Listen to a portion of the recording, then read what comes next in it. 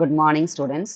நாம இந்த வகுப்புல என்ன பார்க்க போறோம்னா, 7th ஸ்டாண்டர்ட் தமிழ் தான் பார்த்துட்டு இருக்கோம். டேர்ம் 1ல 3rd யூனிட் தான் இந்த வகுப்புல நாம பார்க்க போறோம். பாடத்தின் தலைப்பு என்னன்னு பார்த்தீங்கன்னா, கப்பல் ஓட்டிய தமிழ். அதாவது கப்பல் கலையில, அதாவது இயக்கக்கூடிய அந்த கப்பல் ஓட்டிய நம்ம தமிழர்கள் முன்னோர்கள் வந்துட்டு எப்படி வந்துட்டு சிறந்து விளங்கினார்கள் நமக்கு அப்படி தெரியும்.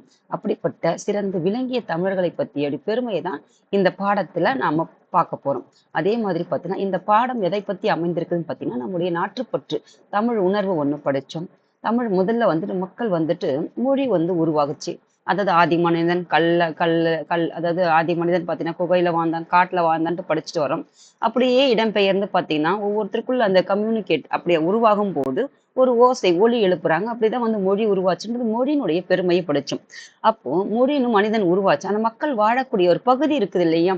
அப்ப பகுதினா அந்த இடம். அந்த இடத்தை வந்து நம்ம வகைப்படுத்துறோம். குறிஞ்சி, முல்லை, மருதம், நெய்தல், பாலை அப்படின்ட்டு வகைப்படுத்துறோம். அதுல பாத்தீங்கன்னா அந்த காடை பத்தி தான் நம்ம வந்துட்டு படிச்சிருவோம். அந்த நிலத்தை பத்தி பெருமையை வந்துட்டு நம்ம வாழக்கூடிய அந்த இயற்கையை பத்தி, இயற்கை எவ்வாறு எல்லாம் போற்றணும்னு சொல்லிட்டு சென்ற வகுப்பு, அதாவது 2வது யூனிட்ல வந்து படிச்சிருவோம். 3வது யூனிட் பாத்தீங்கன்னா எதை பற்றி இருக்குதுன்னு பாத்தீங்கன்னா பேட்ரியாட்டிசம், நாட்டுப்பற்று. அதாவது நீங்க பிறந்தீங்க, வளர்ந்தீங்க, ஒரு மனிதனுக்கு உண்டான 6 அறிவான பேச்சுத்திறன் வளர்த்துக்கிட்டீங்க. பேச்சுத்திறன் வளர்த்துக்கிட்ட நீங்க உங்களுக்குன்னு வாழ்வதற்கான ஒரு இடத்தை வந்து அமைச்சுக்கிட்டீங்க. அந்த இயற்கையால தான் நீங்க வாழ்றீங்க. அப்ப அந்த இயற்கையை எப்படி பாதுகாக்கணுன்றது தெரிஞ்சுச்சு. அப்போ நமக்குள்ள இருக்கிற அந்த நாட்டுப்பற்று, ஒரு நமக்குன்னு ஒரு இருக்கக்கூடிய ஒரு நாடுன்னு ஒரு இடம் இருக்குது. அந்த நாட்டு மேல எப்படி வந்து நமக்கு பற்று இருக்குதுன்றதா இந்த பாடம் வந்துட்டு ஒவ்வொரு பாடமும் பாருங்க ஒவ்வொன்றத்தை பத்தி நமக்கு உணர்த்துது. ஏன்னா பாத்தீங்கன்னா இது எல்லாம் நம்ம சின்ன வயதிலேயே வந்து விதைக்கக்கூடிய விதை. ஏன்னா 60 வயசுலயோ 50 வயசுலயோ 70 வயசுலயோ விதைத்தால் என்ன செய்ய முடியாது, இதை வந்துட்டு உணர முடியாது.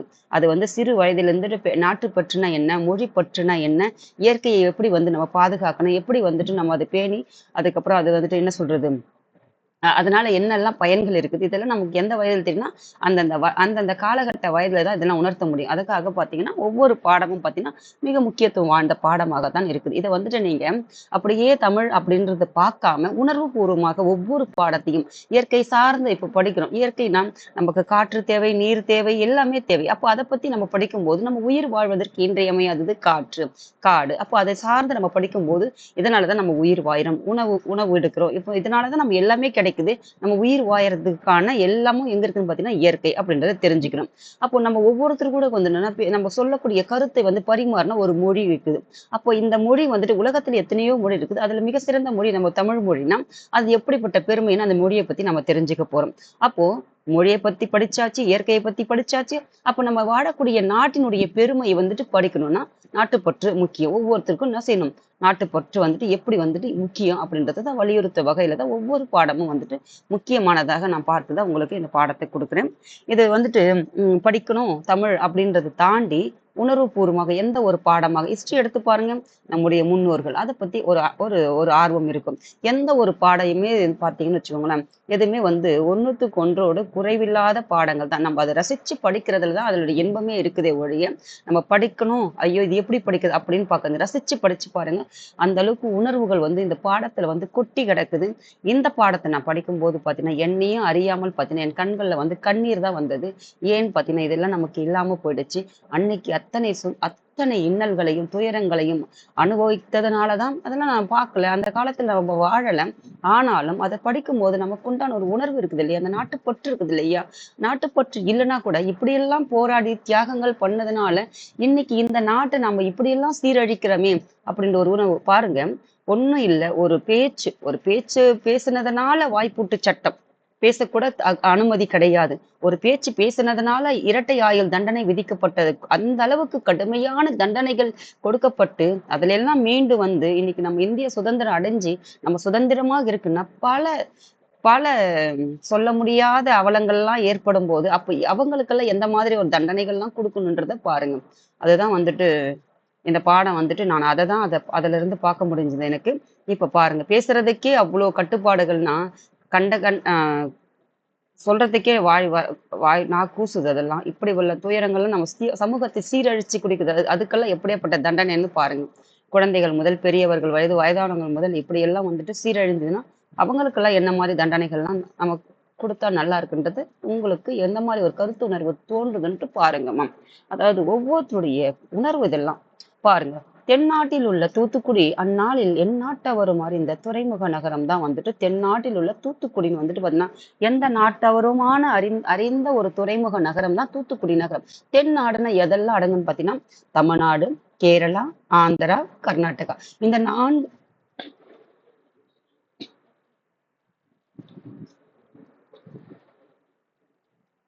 இந்த நான்கு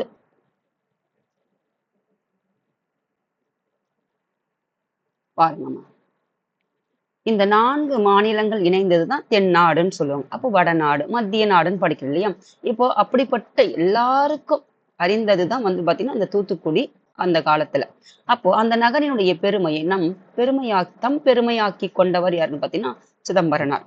அதாவது அந்த நகரோடைய தூத்துக்குடி நகரத்தினுடைய பெருமையை எந்த நாட்டவருக்கும் அறிந்த துறைமுகமான தூத்துக்குடி நகரத்தினுடைய பெருமையை தன் பெருமையாக ஆக்கி கொண்டவர் யாருன்னு பாத்தீங்கன்னா வ.உ. சிதம்பரனார் அவர்கள். அவர் தன்னலம் துறந்த தனி பெரும் தொண்டர். அதாவது தன்னலம் கருதாது பொதுநலன் சொல்லுவாங்க பாத்தீங்கன்னா, அது இன்னைக்கு இருக்குதான்னு தெரியல. நம்ம 21ஆம் நூற்றாண்டுல இருக்கிறோம். ஆனா அதாவது 20ஆம் நூற்றாண்டுல பாத்தீங்கன்னா அங்கங்க உதிர்த்த, அதாவது பாத்தீங்கன்னா பம்பாயில பாத்தீங்கன்னா பாலகங்காதர் திலகர், அதுக்கப்புறம் பாத்தீங்கன்னா தமிழ்நாட்டுல பாத்தீங்கன்னா வ.உ.சி. சிதம்பரம் அவர்கள், பஞ்சாப்ல பாத்தீங்கன்னா லால் பகதூர் சாஸ்திரி அவர்கள், அதுக்கப்புறம் பாத்தீங்கன்னா இங்க கிழக்கு பாத்தீங்கன்னா பாலகங்காதர் திலகர் வந்துட்டு இங்க வருவாரு, மும்பையில் வருவாரு. எங்க பாத்தீங்கன்னா பிபின் சந்திரபாலுன்னு நினைக்கிறேன். இப்படி எல்லாம் பல தலைவர்கள் வந்துட்டு அந்தந்த இடத்துல வந்துட்டு நாட்டுப்பற்று ஒரு தலைவர்கள் ஒவ்வொரு பகுதி ஒவ்வொரு ஸ்டேட்லயும் கிட்டத்தட்ட போனா ஒரு ஸ்டேட்ல 5 பேர் இருந்திருப்பாங்க. அப்படி உணர்ச்சி மிக்க நாட்டுப்பற்று இருந்ததுனால பல மக்களை வந்துட்டு அவங்க நாட்டுக்கு விடுதலை உணர்வுக்காக தூண்டப்பட்டாங்க ஒவ்வொருத்தராலையும். ஆனா மக்களை வந்துட்டு இணைக்கக்கூடிய வசதி கூட இல்லை. மக்களை வந்துட்டு ஒரு கருத்து சொல்றதுக்கு கூட உரிமை கூட மறுக்கப்பட்ட நிலையிலேயே இவ்வளவு ஒரு விஷயங்கள் செஞ்சிருக்காங்கன்னா, ஆனா இன்னைக்கு நமக்கு என்னன்னு நம்ம வேலையை பார்க்கிறோம். நம்ம வேலையை பார்க்கறது மட்டும் இல்லாமல், ஆனா என்ன சொல்றது, நான் ஏற்கனவே சொன்னதுதான், எல்லாத்துக்கும் நம்ம பேசுறோம். ஆனா தப்பு நடக்கும்போது, அதாவது அங்க ஏன் அமைதி காக்கறேன்னு எனக்கு அது தெரியவே இல்லை. அந்த மாதிரி எல்லாம் படிச்சு நாமளே இருந்தீங்கன்னா, இதெல்லாம் ஒரு சுயநலம்தான். தன் தேவைக்கு வந்துட்டு மாணவர்களை பயன்படுத்துறதே ஒழிய வேற எதுவுமே இங்க சொல்றதுக்கு வந்துட்டு எதுவுமே இல்லை. பாருங்க, அவர் தன்னலம் துறந்த தனி பெரும் தொண்டர். அதுக்கப்புறம் இந்திய கடலாட்சி எமதே என கருதி இருமாந்திருந்த ஆங்கிலேயர் பொறி கலங்கி நெறி மழங்க கப்பல் ஓட்டிய தமிழர் யாருன்னு பாத்தீங்கன்னா சிதம்பரனார். அதாவது இந்திய கடல் ஆட்சி இருக்குது இல்லையா, அதாவது இந்திய பகுதியை சுற்றி இருக்கிற பகுதியில் இந்தியோடைய எல்லை. அப்போ இந்தியாவுடைய எல்லையில இருக்கிற அந்த கடலே எமதே என்று கருதி இருமாப்பு கொற்று நெஞ்சை நிமிர்த்தி இது என்னோடதுன்னு திமுறதுக்கு இல்லையா, அந்த திமுறா இருந்தவங்க தான் யாருன்னு பாத்தீங்கன்னா அந்த ஆங்கிலேயர். அவங்களே பாத்தீங்கன்னா பொறி கலங்கி நெறி மழங்க கப்பல் ஓட்டிய தமிழர் யாருன்னு பாத்தீங்கன்னா சிதம்பரனார். அப்போ அவங்களே நெடுங்கிற அளவுக்கு தமிழ் கப்பல் ஓட்டியவர் யாருன்னு பாத்தீங்கன்னா வ.உ.சி. சிதம்பரனார் அவர்கள். அப்படிப்பட்ட பெருமை மிக்கவர் கப்பல் ஓட்டிய தமிழர் யாருன்னு பாத்தீங்கன்னா வ.உ. சிதம்பரனார். நாட்டினிலே சுதந்திர உணர்ச்சியை ஊட்டியதற்காக அவரை சிறை கோட்டத்தில் மாட்டி மகிழ்ந்தது ஆங்கில அரசாங்கம். அதாவது அந்த தமிழ்நாட்டுல பாத்தீங்கன்னா மக்களுக்கு சுதந்திர உணர்ச்சி இல்லை இல்லையா, அதாவது சுதந்திரனா என்னன்னு தெரியாது, அந்த சுவை தெரியாது இல்லையா, அந்த சுவையை சுவைத்து பாருங்கன்றது அந்த உணர்ச்சியை ஊட்டியவர், சுவையை ஊட்டியவர் யாருன்னு பாத்தீங்கன்னா இவர் தான் வ.உ. சிதம்பரனார். அதுக்கப்புறம் அதனால பாத்தீங்கன்னா சிறை கோட்டத்திற்கு போனோம். சிறை கோட்டத்திற்கு போயிட்டு அதை மகிழ்ந்தது யாருன்னு பாத்தீங்கன்னா ஆங்கில அரசாங்கம். ஆங்கில அரசாங்கம் ஏத்துனா பிரிட்டிஷ் அரசு கிட்டத்தட்ட 300 ஆண்டு காலம் வந்துட்டு ஆட்சி செஞ்சிருப்பாங்க. அப்படிப்பட்ட தலைவரை வந்துட்டு மக்களை வந்துட்டு அவர்களுக்கு எதிராக தூண்டியதற்காக சிறை கோட்டத்தில் மாட்டி மகிழ்ந்தது ஆங்கில அரசாங்கம்.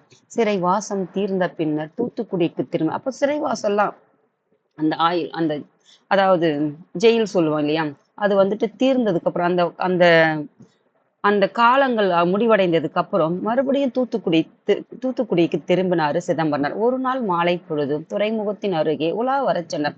அப்போ ஒரு நாள் பாத்தீங்கன்னா திரும்பி வந்ததுக்கு அப்புறம் மாலை பொழுது பாத்தீங்கன்னா உலா வந்திருப்பாரு அந்த கடற்கரை ஓரம்.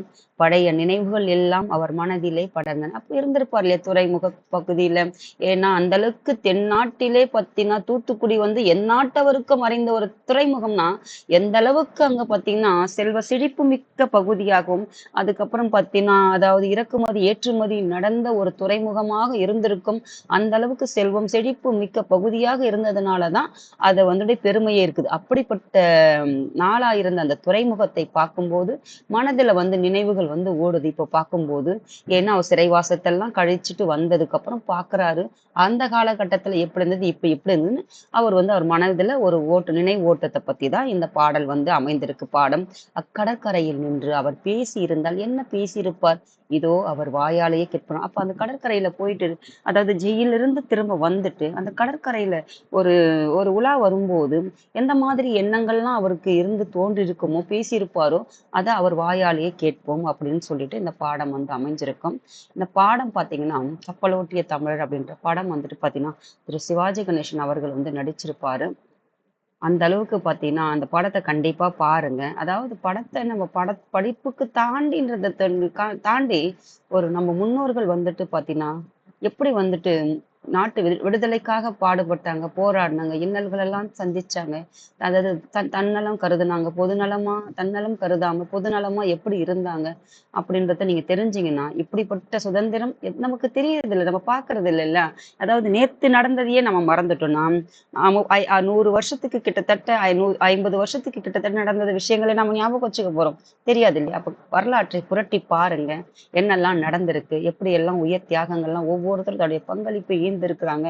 நாம என்ன செஞ்சோம் அப்படின்னு சொல்லிட்டு அங்க ஒரு கேள்வியை கேட்டு பாருங்க. அப்பெல்லாம் நாமெல்லாம் அங்க வெறும் ஒரு புள்ளி தான். அவ்வளவுதான் நான் சொல்ல முடியும். அதனால கொஞ்சம் பொதுநலமா பாருங்கம்மா.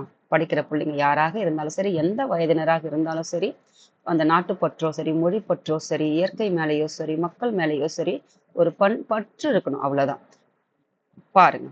தென்னாட்டு துறைமுகமே 300 ஆண்டுகளாக நீ முத்துக்கரையில் முதன்மை பெற்று விளங்குகிற. அதாவது தென்னாட்டு துறைமுகம்னா தூத்துக்குடி துறைமுகத்துக்கு தென்னாடுன்னா யாருன்னு சொல்லிட்டேன். 4 மாநிலங்கள் இணைந்துதான் தென்னாட்டு.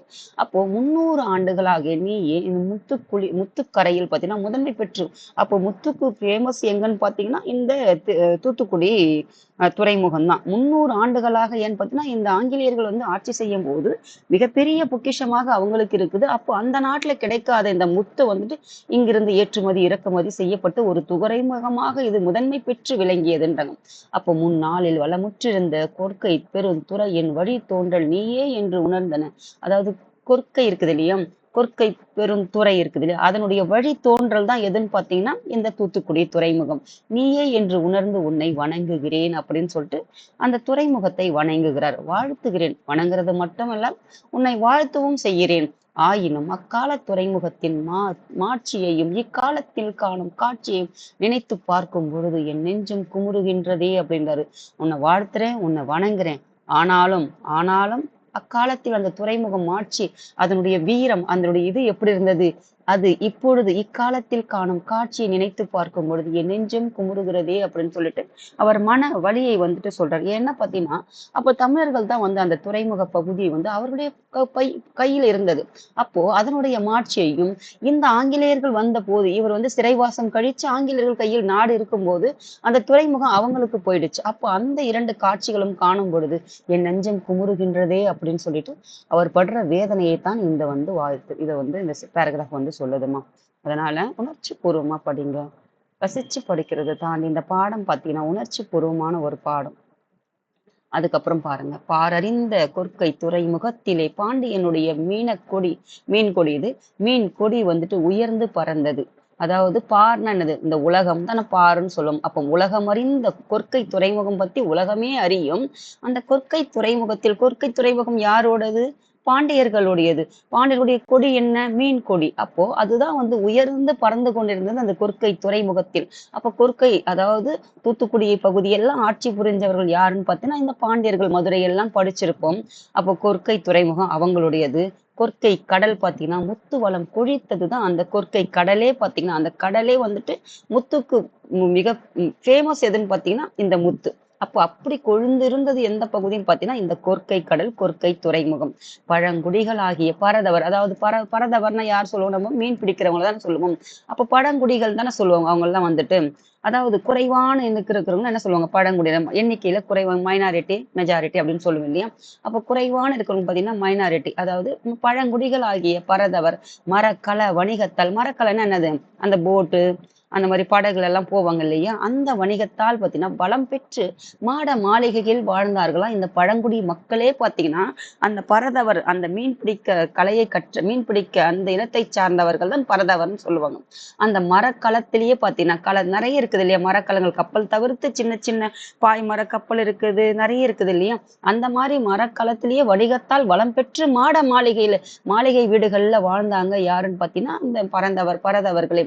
இது சென்ற காலத்தின் சிறப்பு. இன்று மீன் கொடி எங்கே, ஆங்கில நாட்டு கொடி என்றோ இங்கு பறக்கின்றது. அப்படிப்பட்ட மீன் கொடி எங்க போயிடுச்சு, இப்ப ஆங்கில கொடி அல்லவா பறக்கிறது அப்படின்னு சொல்லிட்டு துயருற்று இந்த நினைவுகளை பேசுற மாதிரி ஒரு உரையாடல் பேசுற மாதிரி கொடுத்துருக்காங்க. அதுக்கப்புறம் பாத்தீங்கன்னா பரங்கியர் கப்பலன்றோ எங்கும் பறந்து திரிகின்றது. அப்போ அந்த துறைமுகம் முழுவதும் யாருன்னா பரங்கியர்னா யாருன்னு பாத்தீங்கன்னா அந்நியர், ஆங்கிலேயர், அதாவது வெளிநாட்டிலிருந்து வந்து தஞ்சம் புகுந்து தன்னை ஆட்சி செய்யறவங்கள தான் என்னன்னு சொல்லும் பார்த்தீங்கன்னா பரங்கியர் அப்படின்னு சொல்லுவாங்க.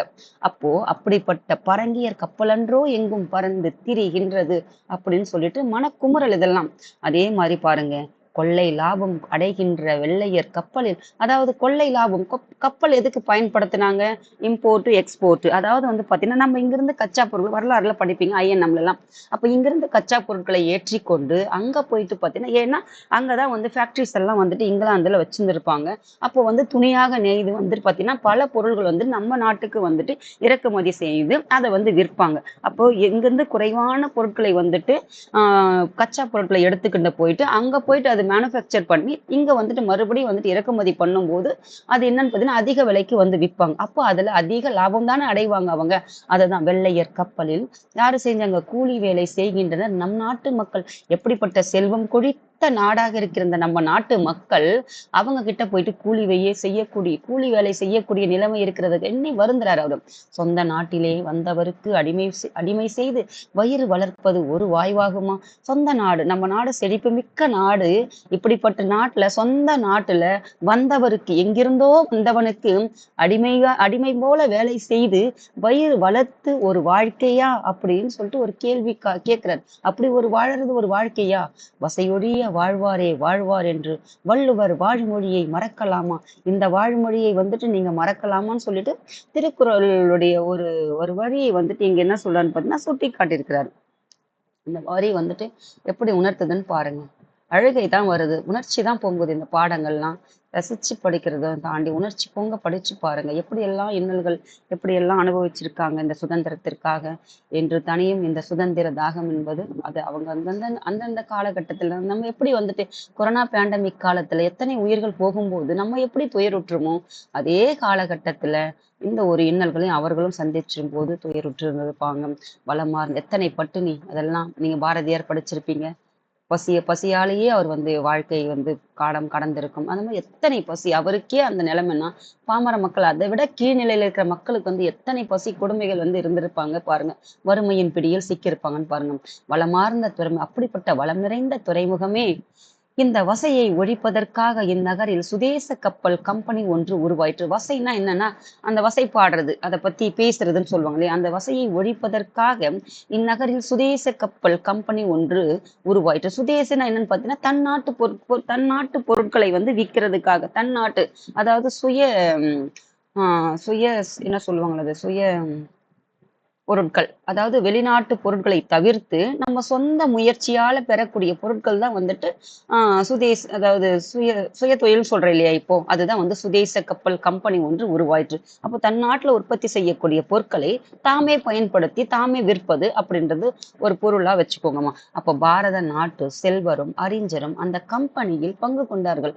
பாரத நாட்டுல இருக்கணும். பாரத நாடுனா என்னது, நம்ம தமிழ்நாடு இல்லாட்டி பாரத நாடு. இப்போ நம்ம ஏன்னா அப்போ தமிழ்நாடு என்பது பிரிக்கப்படாத நாடாக இருந்தது. அப்போ அதுல எல்லாமே இருந்திருக்கும். யார் இருந்திருப்பாங்க, கர்நாடகா இருந்திருக்கும், ஆந்திரா இருந்திருக்கும், அதுக்கப்புறம் ஒடிசா இருந்திருக்கும், இது பாரு மலையாளம் இருந்திருக்கும், தமிழ்நாடு இருந்து. அப்ப இது எல்லாம் என்ன சொல்லுவாங்க? பாரத நாட்டு செல்வரும், செல்வந்தரா இருந்தவங்க சரி, அறிஞர்கள், தமிழ் அறிஞர்களும் அந்த கம்பெனியில் பார்த்தீங்கன்னா, ஒரு பங்கு கொண்டார்கள். ஒரு பங்குனா ஒரு ஷேரிங். அவங்களுடைய ஒரு ஷேர் வந்து இருந்தது. ஏன்னா, அத்தனை பல லட்சங்கள் கொண்டு வாங்கப்பட்டது தான் இந்த சுதேசி கப்பல் கம்பெனி. அதுல வந்து ஒவ்வொருத்தருடைய அது யார் அது? செல்வந்தர், அறிஞர்கள் பார்த்தீங்கன்னா, கொஞ்சம் நல்ல வசதி மிக்கவர்கள் தான் ஒரு பங்குதாரர்களாக இருந்திருப்பாங்க. அப்ப பழங்கால பாண்டியரை போல மதுரை தமிழ் சங்கம் அமைத்து புலவர் பாடும் புகழ் உடையவராய் விளங்கிய பாண்டித்துரையார். அதாவது நம்ம படிச்சிருப்போம் இல்லையா? பாண்டியர்கள் வந்துட்டு அதாவது 3ஆம் தமிழ்ச் சங்கத்தை வளர்த்தவர் யாருன்னு படிச்சிருப்பீங்க. மதுரையில அவர் தான் வந்துட்டு யாருன்னு படிச்சுன்னா பாண்டியரன் படிச்சிருப்பீங்க.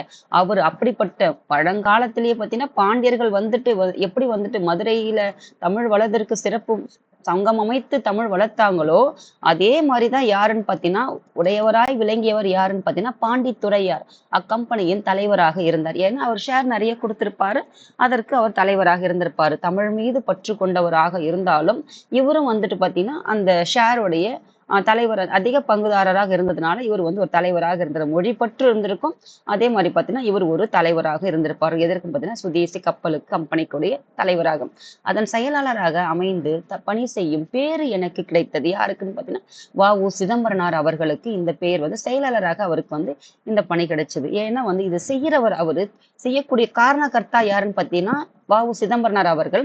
ஆனா அதற்கு ஒரு வழிகாட்டியாக இருந்தவரோ சரி, அதுக்கு முன் பணத்தை கொடுக்கக்கூடிய ஒரு வசதி வாய்ப்பு, இவரும் நல்ல ஒரு வசதியான குடும்பத்தில் பிறந்தவர் தான் வ.உ. சிதம்பரனார் அவர்களும். ஆனா இவரும் வந்து பாத்தீங்கன்னா ஒரு அதிக பங்கு கொடுத்தவராக இருக்கிறதுனால இவர் ஒரு தலைவராக எடுத்துக்கிறார். இவர் கருத்தை வந்து அவர்கிட்ட சொல்லியிருப்பாரு, அதை ஆமோதித்து அதை ஏத்துக்கிட்டு பாத்தீங்கன்னா இந்த வேலையை வந்து இவர் வந்து செய்வார். அதாவது ஒருத்தரால ஒரு செயல் செய்ய முடியாது இல்லையா? அப்படி அதன் பிறகு பாருங்க, கம்பெனியார் வாங்கிய சுதேச கப்பல் தன் துறைமுகத்தை வந்து அடைந்தது. அப்போ வாங்கிட்டாங்க. இந்த கம்பெனி கிட்ட இருந்து என்ன பண்ணிட்டாங்க? சுதேசி கப்பல் வந்துட்டு வாங்கியிருப்பாங்க. நம்ம படிச்சிருப்போம் லாவோ. அதுக்கப்புறம் இன்னொரு பேர் என்னன்னு பாருங்கம்மா. அதுக்கப்புறம் இந்த 2 பெயர்கள் கொண்ட சுதேசி கப்பல் வந்துட்டு வாங்கியிருப்பாங்கன்ட்டு படிச்சிருப்பீங்க. அது என்னென்ன பெயர்னு பாருங்க. அதுக்கப்புறம் பார்த்தீங்கன்னா கம்பெனியார் வாங்கிய சுதேச கப்பல் ஒரு துறைமுகத்தை வந்து அடைந்தது. அதாவது அந்த துறைமுகத்தை வந்து அடைஞ்சிடுச்சு. வெள்ளோட்டம் பார்ப்பதற்காக அக்கப்பல் பார்த்தீங்கன்னா இங்கிருந்து பார்த்தீங்கன்னா இங்கிருந்துன்னா எங்கன்னா தூத்துக்குடியிலிருந்து கொழும்புனா எங்க இருக்கு? அது இலங்கையில் இருக்கிற ஒரு துறைமுகத்தை வந்து நோக்கி புறப்பட்ட நாளில் இன்ப வெள்ளம் என் உள்ளத்திலே பொங்கி எழுந்தது, கண்களில் ஆனந்த கண்ணீர் வழிந்தது. ஏன் அந்த ஆனந்த கண்ணீர் வழிந்ததுன்னு பார்த்தீங்கன்னா, அதாவது ஆங்கிலேயர்கள் வந்துட்டு தன்னுடைய பொருட்களை வந்துட்டு தூத்துக்குடி துறைமுகம் வந்து பார்த்தீங்கன்னா ஒரு செல்வ செழிப்பு மிக்க துறைமுகமா இருக்குது.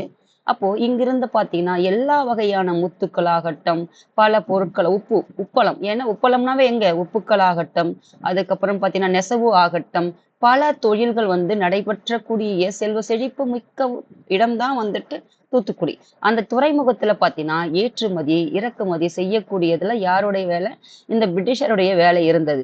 இவங்க என்ன செஞ்சாங்கன்னு பார்த்தீங்கன்னா இங்கிருந்த பொருட்களை வந்துட்டு எடுத்துக்கிட்டு போக மாட்டோம், வாங்க மாட்டோம்னு சொல்லிட்டு ஒரு ஒரு தடை விதிக்கப்பட்டது. அப்போ எல்லா பொருட்களும் மக்களுடைய உழைப்பெல்லாம் வீணா ஆனதுனால, அதாவது நாமளே இதை வந்துட்டு விற்கிறதுக்கு ஏற்பாடு செய்வோம் அப்படின்ற ஒரு எண்ணத்துலதான் இந்த கம்பெனி நம்மளே ஒரு கப்பலே வாங்கலாம். அது முடியுமா? வெள்ளைக்காரன் ஆட்சி வந்துட்டு நடக்க போகும்போது மக்களே அடிமைப்பட்டு இருக்கிற காலகட்டத்துல எப்படி வந்து ஒரு கப்பலை வாங்க முடியும்? அதாவது ஆங்கிலேயரை மீறி அப்படின்றது ஒரு மிகப்பெரிய சவால் தானே. அதையும் சரி செய்து 2 கப்பல்களையும் வாங்கியிருப்பாங்க. அதுதான் வந்து இந்த பாடத்தினுடைய பெருமையேமா.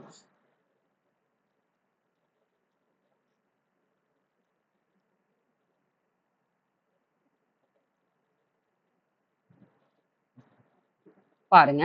அப்போ இது வெள்ளோட்டம்னா இப்ப எப்படி நம்ம பாத்தீங்கன்னா மெட்ரோ ட்ரெயின் எல்லாம் போட்டீங்கன்னா வெள்ளோட்டம் விடுறாங்க இல்லையா? ட்ரையல் பாக்குறாங்க இல்லையா? வந்துட்டு திறந்து வைக்கிறதுக்கு முன்னாடி ஒரு முதல்ல எப்படி இருக்குது அப்படின்னு சொல்லிட்டு அதே மாதிரிதான் கப்பல் ஓட்டம். அதாவது வாங்கினது வந்து அந்த தூத்துக்குடி துறைமுகத்துல இருந்து கொழும்பு துறைமுகத்துக்கு எப்படி வந்துட்டு வெள்ளோட்டம் வந்து பார்க்கப்பட்டது. அப்போ வந்துட்டு அவர் உள்ளத்துல வந்து பொங்கி எழுந்தது, கண்களில் ஆனந்த கண்ணீர் வடிந்தது. ஏன்னா அதாவது தன்னுடைய நாட்டுல தன்னால ஒரு கப்பல் வாங்கி தன் மக்களுக்கு தேவையான பொருட்களை விற்பத்தி செய்த பொருட்களை வந்துட்டு விற்கிறதுக்கான ஒரு ஒரு வாகனமாக அந்த கப்பல் வந்து பயன்படுத்தப்பட்டது. அது பெரிய விஷயம் இல்லையா? அன்னைக்கு காலகட்டத்துல அது கூட நாடு அடிமைப்பட்ட காலகட்டத்துல. அதனால இருந்து அவருக்கு ஆனந்த கண்ணீர் வடிந்தது. அந்த படத்தை கொஞ்சம் கப்பல் ஓட்டிய தமிழன் படத்தை பாருங்கம்மா. கண்டிப்பா பாருங்க. வாணிகமா மணியே அந்த துறைமுகத்தை சொல்றாங்க. வாணிகமா இருக்கக்கூடிய விளங்கக்கூடிய அந்த மணியே அன்று முதல் சுதேச கப்பல் வாணிகம் வளர்ந்தது. அந்த கப்பல் வந்ததுக்கு அப்புறம் அந்த துறைமுகத்துல பாத்தீங்கன்னா அதுக்கு ஒரு சிறப்பா சொல்றாங்க, மணியே அன்னைக்கு அந்த கப்பல் வந்ததுல இருந்து வாணிகம் நல்லா வளர்ந்தது, வெள்ளையர் வாணிகம் தளர்ந்தது. இவங்க வளர்ந்தாங்க, அவங்க தளர்ந்தாங்க. அதை கண்டு அவர் உள்ளம் எரிந்தது. யாரோட உள்ளம்? அந்த ஆங்கிலேயருடைய உள்ளம் எரிந்தது. ஏன்னா இவங்களால வாங்க முடிஞ்சதே. நம்முடைய வளர்ச்சி வந்துட்டு அதுதான் அவனுங்க தொழில். அதை பேஸ் பண்ணி தான் அவங்க இந்தியாவுக்கே வந்திருப்பாங்க. அப்ப இங்க என்ன ஆயிடுச்சு அவங்களோடது? யாரும் வாங்காம போகாதுன்னா அவங்களுக்குன்னு சொந்தமா கப்பல்லாம் வாங்கிட்டதுனால இதெல்லாம் பத்தி எரிஞ்சதுன்றாங்க. வெறுக்கத்தக்க சூழ்ச்சிகளை அன்னார் கையால தலைப்பட்டனர். அப்போ வெறுக்கத்தக்க சூழ்ச்சிகள் இன்னைக்கு தானே இருக்குது. அதாவது இன்னைக்கும் நம்ம பார்த்திருப்போம். எலெக்ஷனுக்கு அப்புறம் இங்க இருக்கிற பல ஆண்டுகளாக இருந்த கட்சியிலிருந்து நம்ம கட்சி தாவல் தடை சட்டமே இருந்தாலும் அதுக்கு நிறைய வரைமுறைகள் கொடுக்கப்பட்டிருந்தாலும் அதிலிருந்து நம்ம இங்கிருந்து என்ன செய்யறோம்? சூழ்ச்சிகள்லாம் பண்றாங்க இல்லையா? அதேதான் அன்னைக்கு மட்டும் 20ஆம் நூற்றாண்டுகள் இல்ல, அது காலம் காலமாக தொடர்ந்து வரக்கூடிய ஒரு செயல். எப்படி வந்துட்டு நம்ம படிச்சிருப்போம், புலித்தேவர் கட்டபொம்மன்லாம் எட்டையப்பனால் காட்டி கொடுக்க சமையல்காரனால் காட்டி கொடுக்கப்பட்டாங்களோ அதே மாதிரி இன்றளவும் இருக்குது. கட்டி கொடுக்கப்பட்டவங்க, சூழ்ச்சி செய்யறவங்க இன்றளவும் நடைகிட்டு தான் இருக்கு. அது காரணம் பதவி, பணம், இந்த 2 ஆசைகளும். ஆசையே துன்பத்திற்கு காரணம். அது நம்ம யார் படிச்சோன்னு பாருங்க.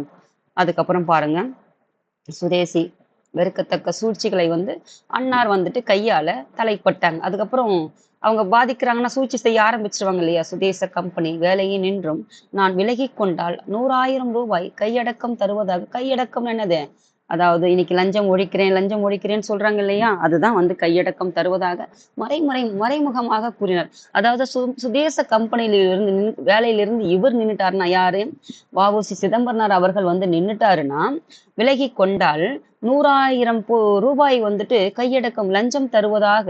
எவ்வளவு? 100,000னா எவ்வளோன்னு பாருங்கம்மா.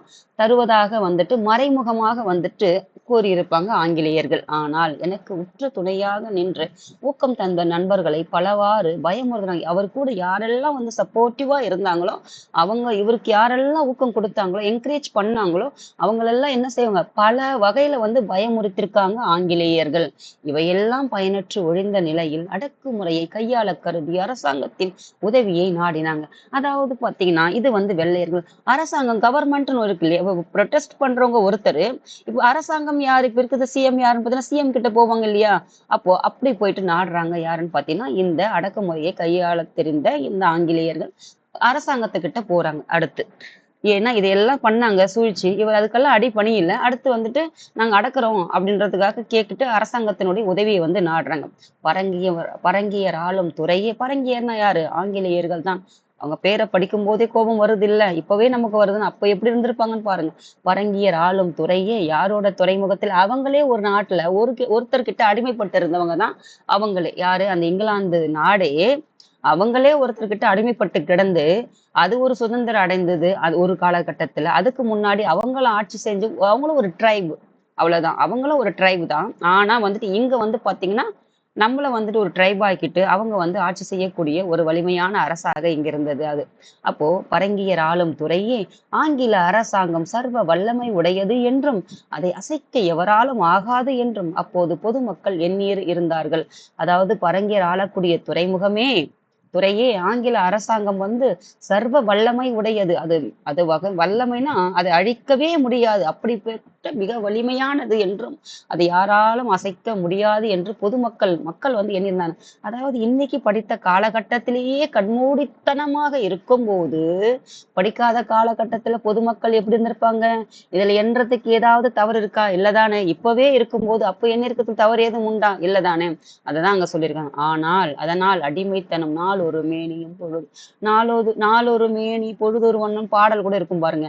அதனால் அடிமைத்தனம் பாத்தீங்கன்னா நாளுக்கு நாள் அது நல்ல வளர்ச்சியா இருந்து பாருங்க.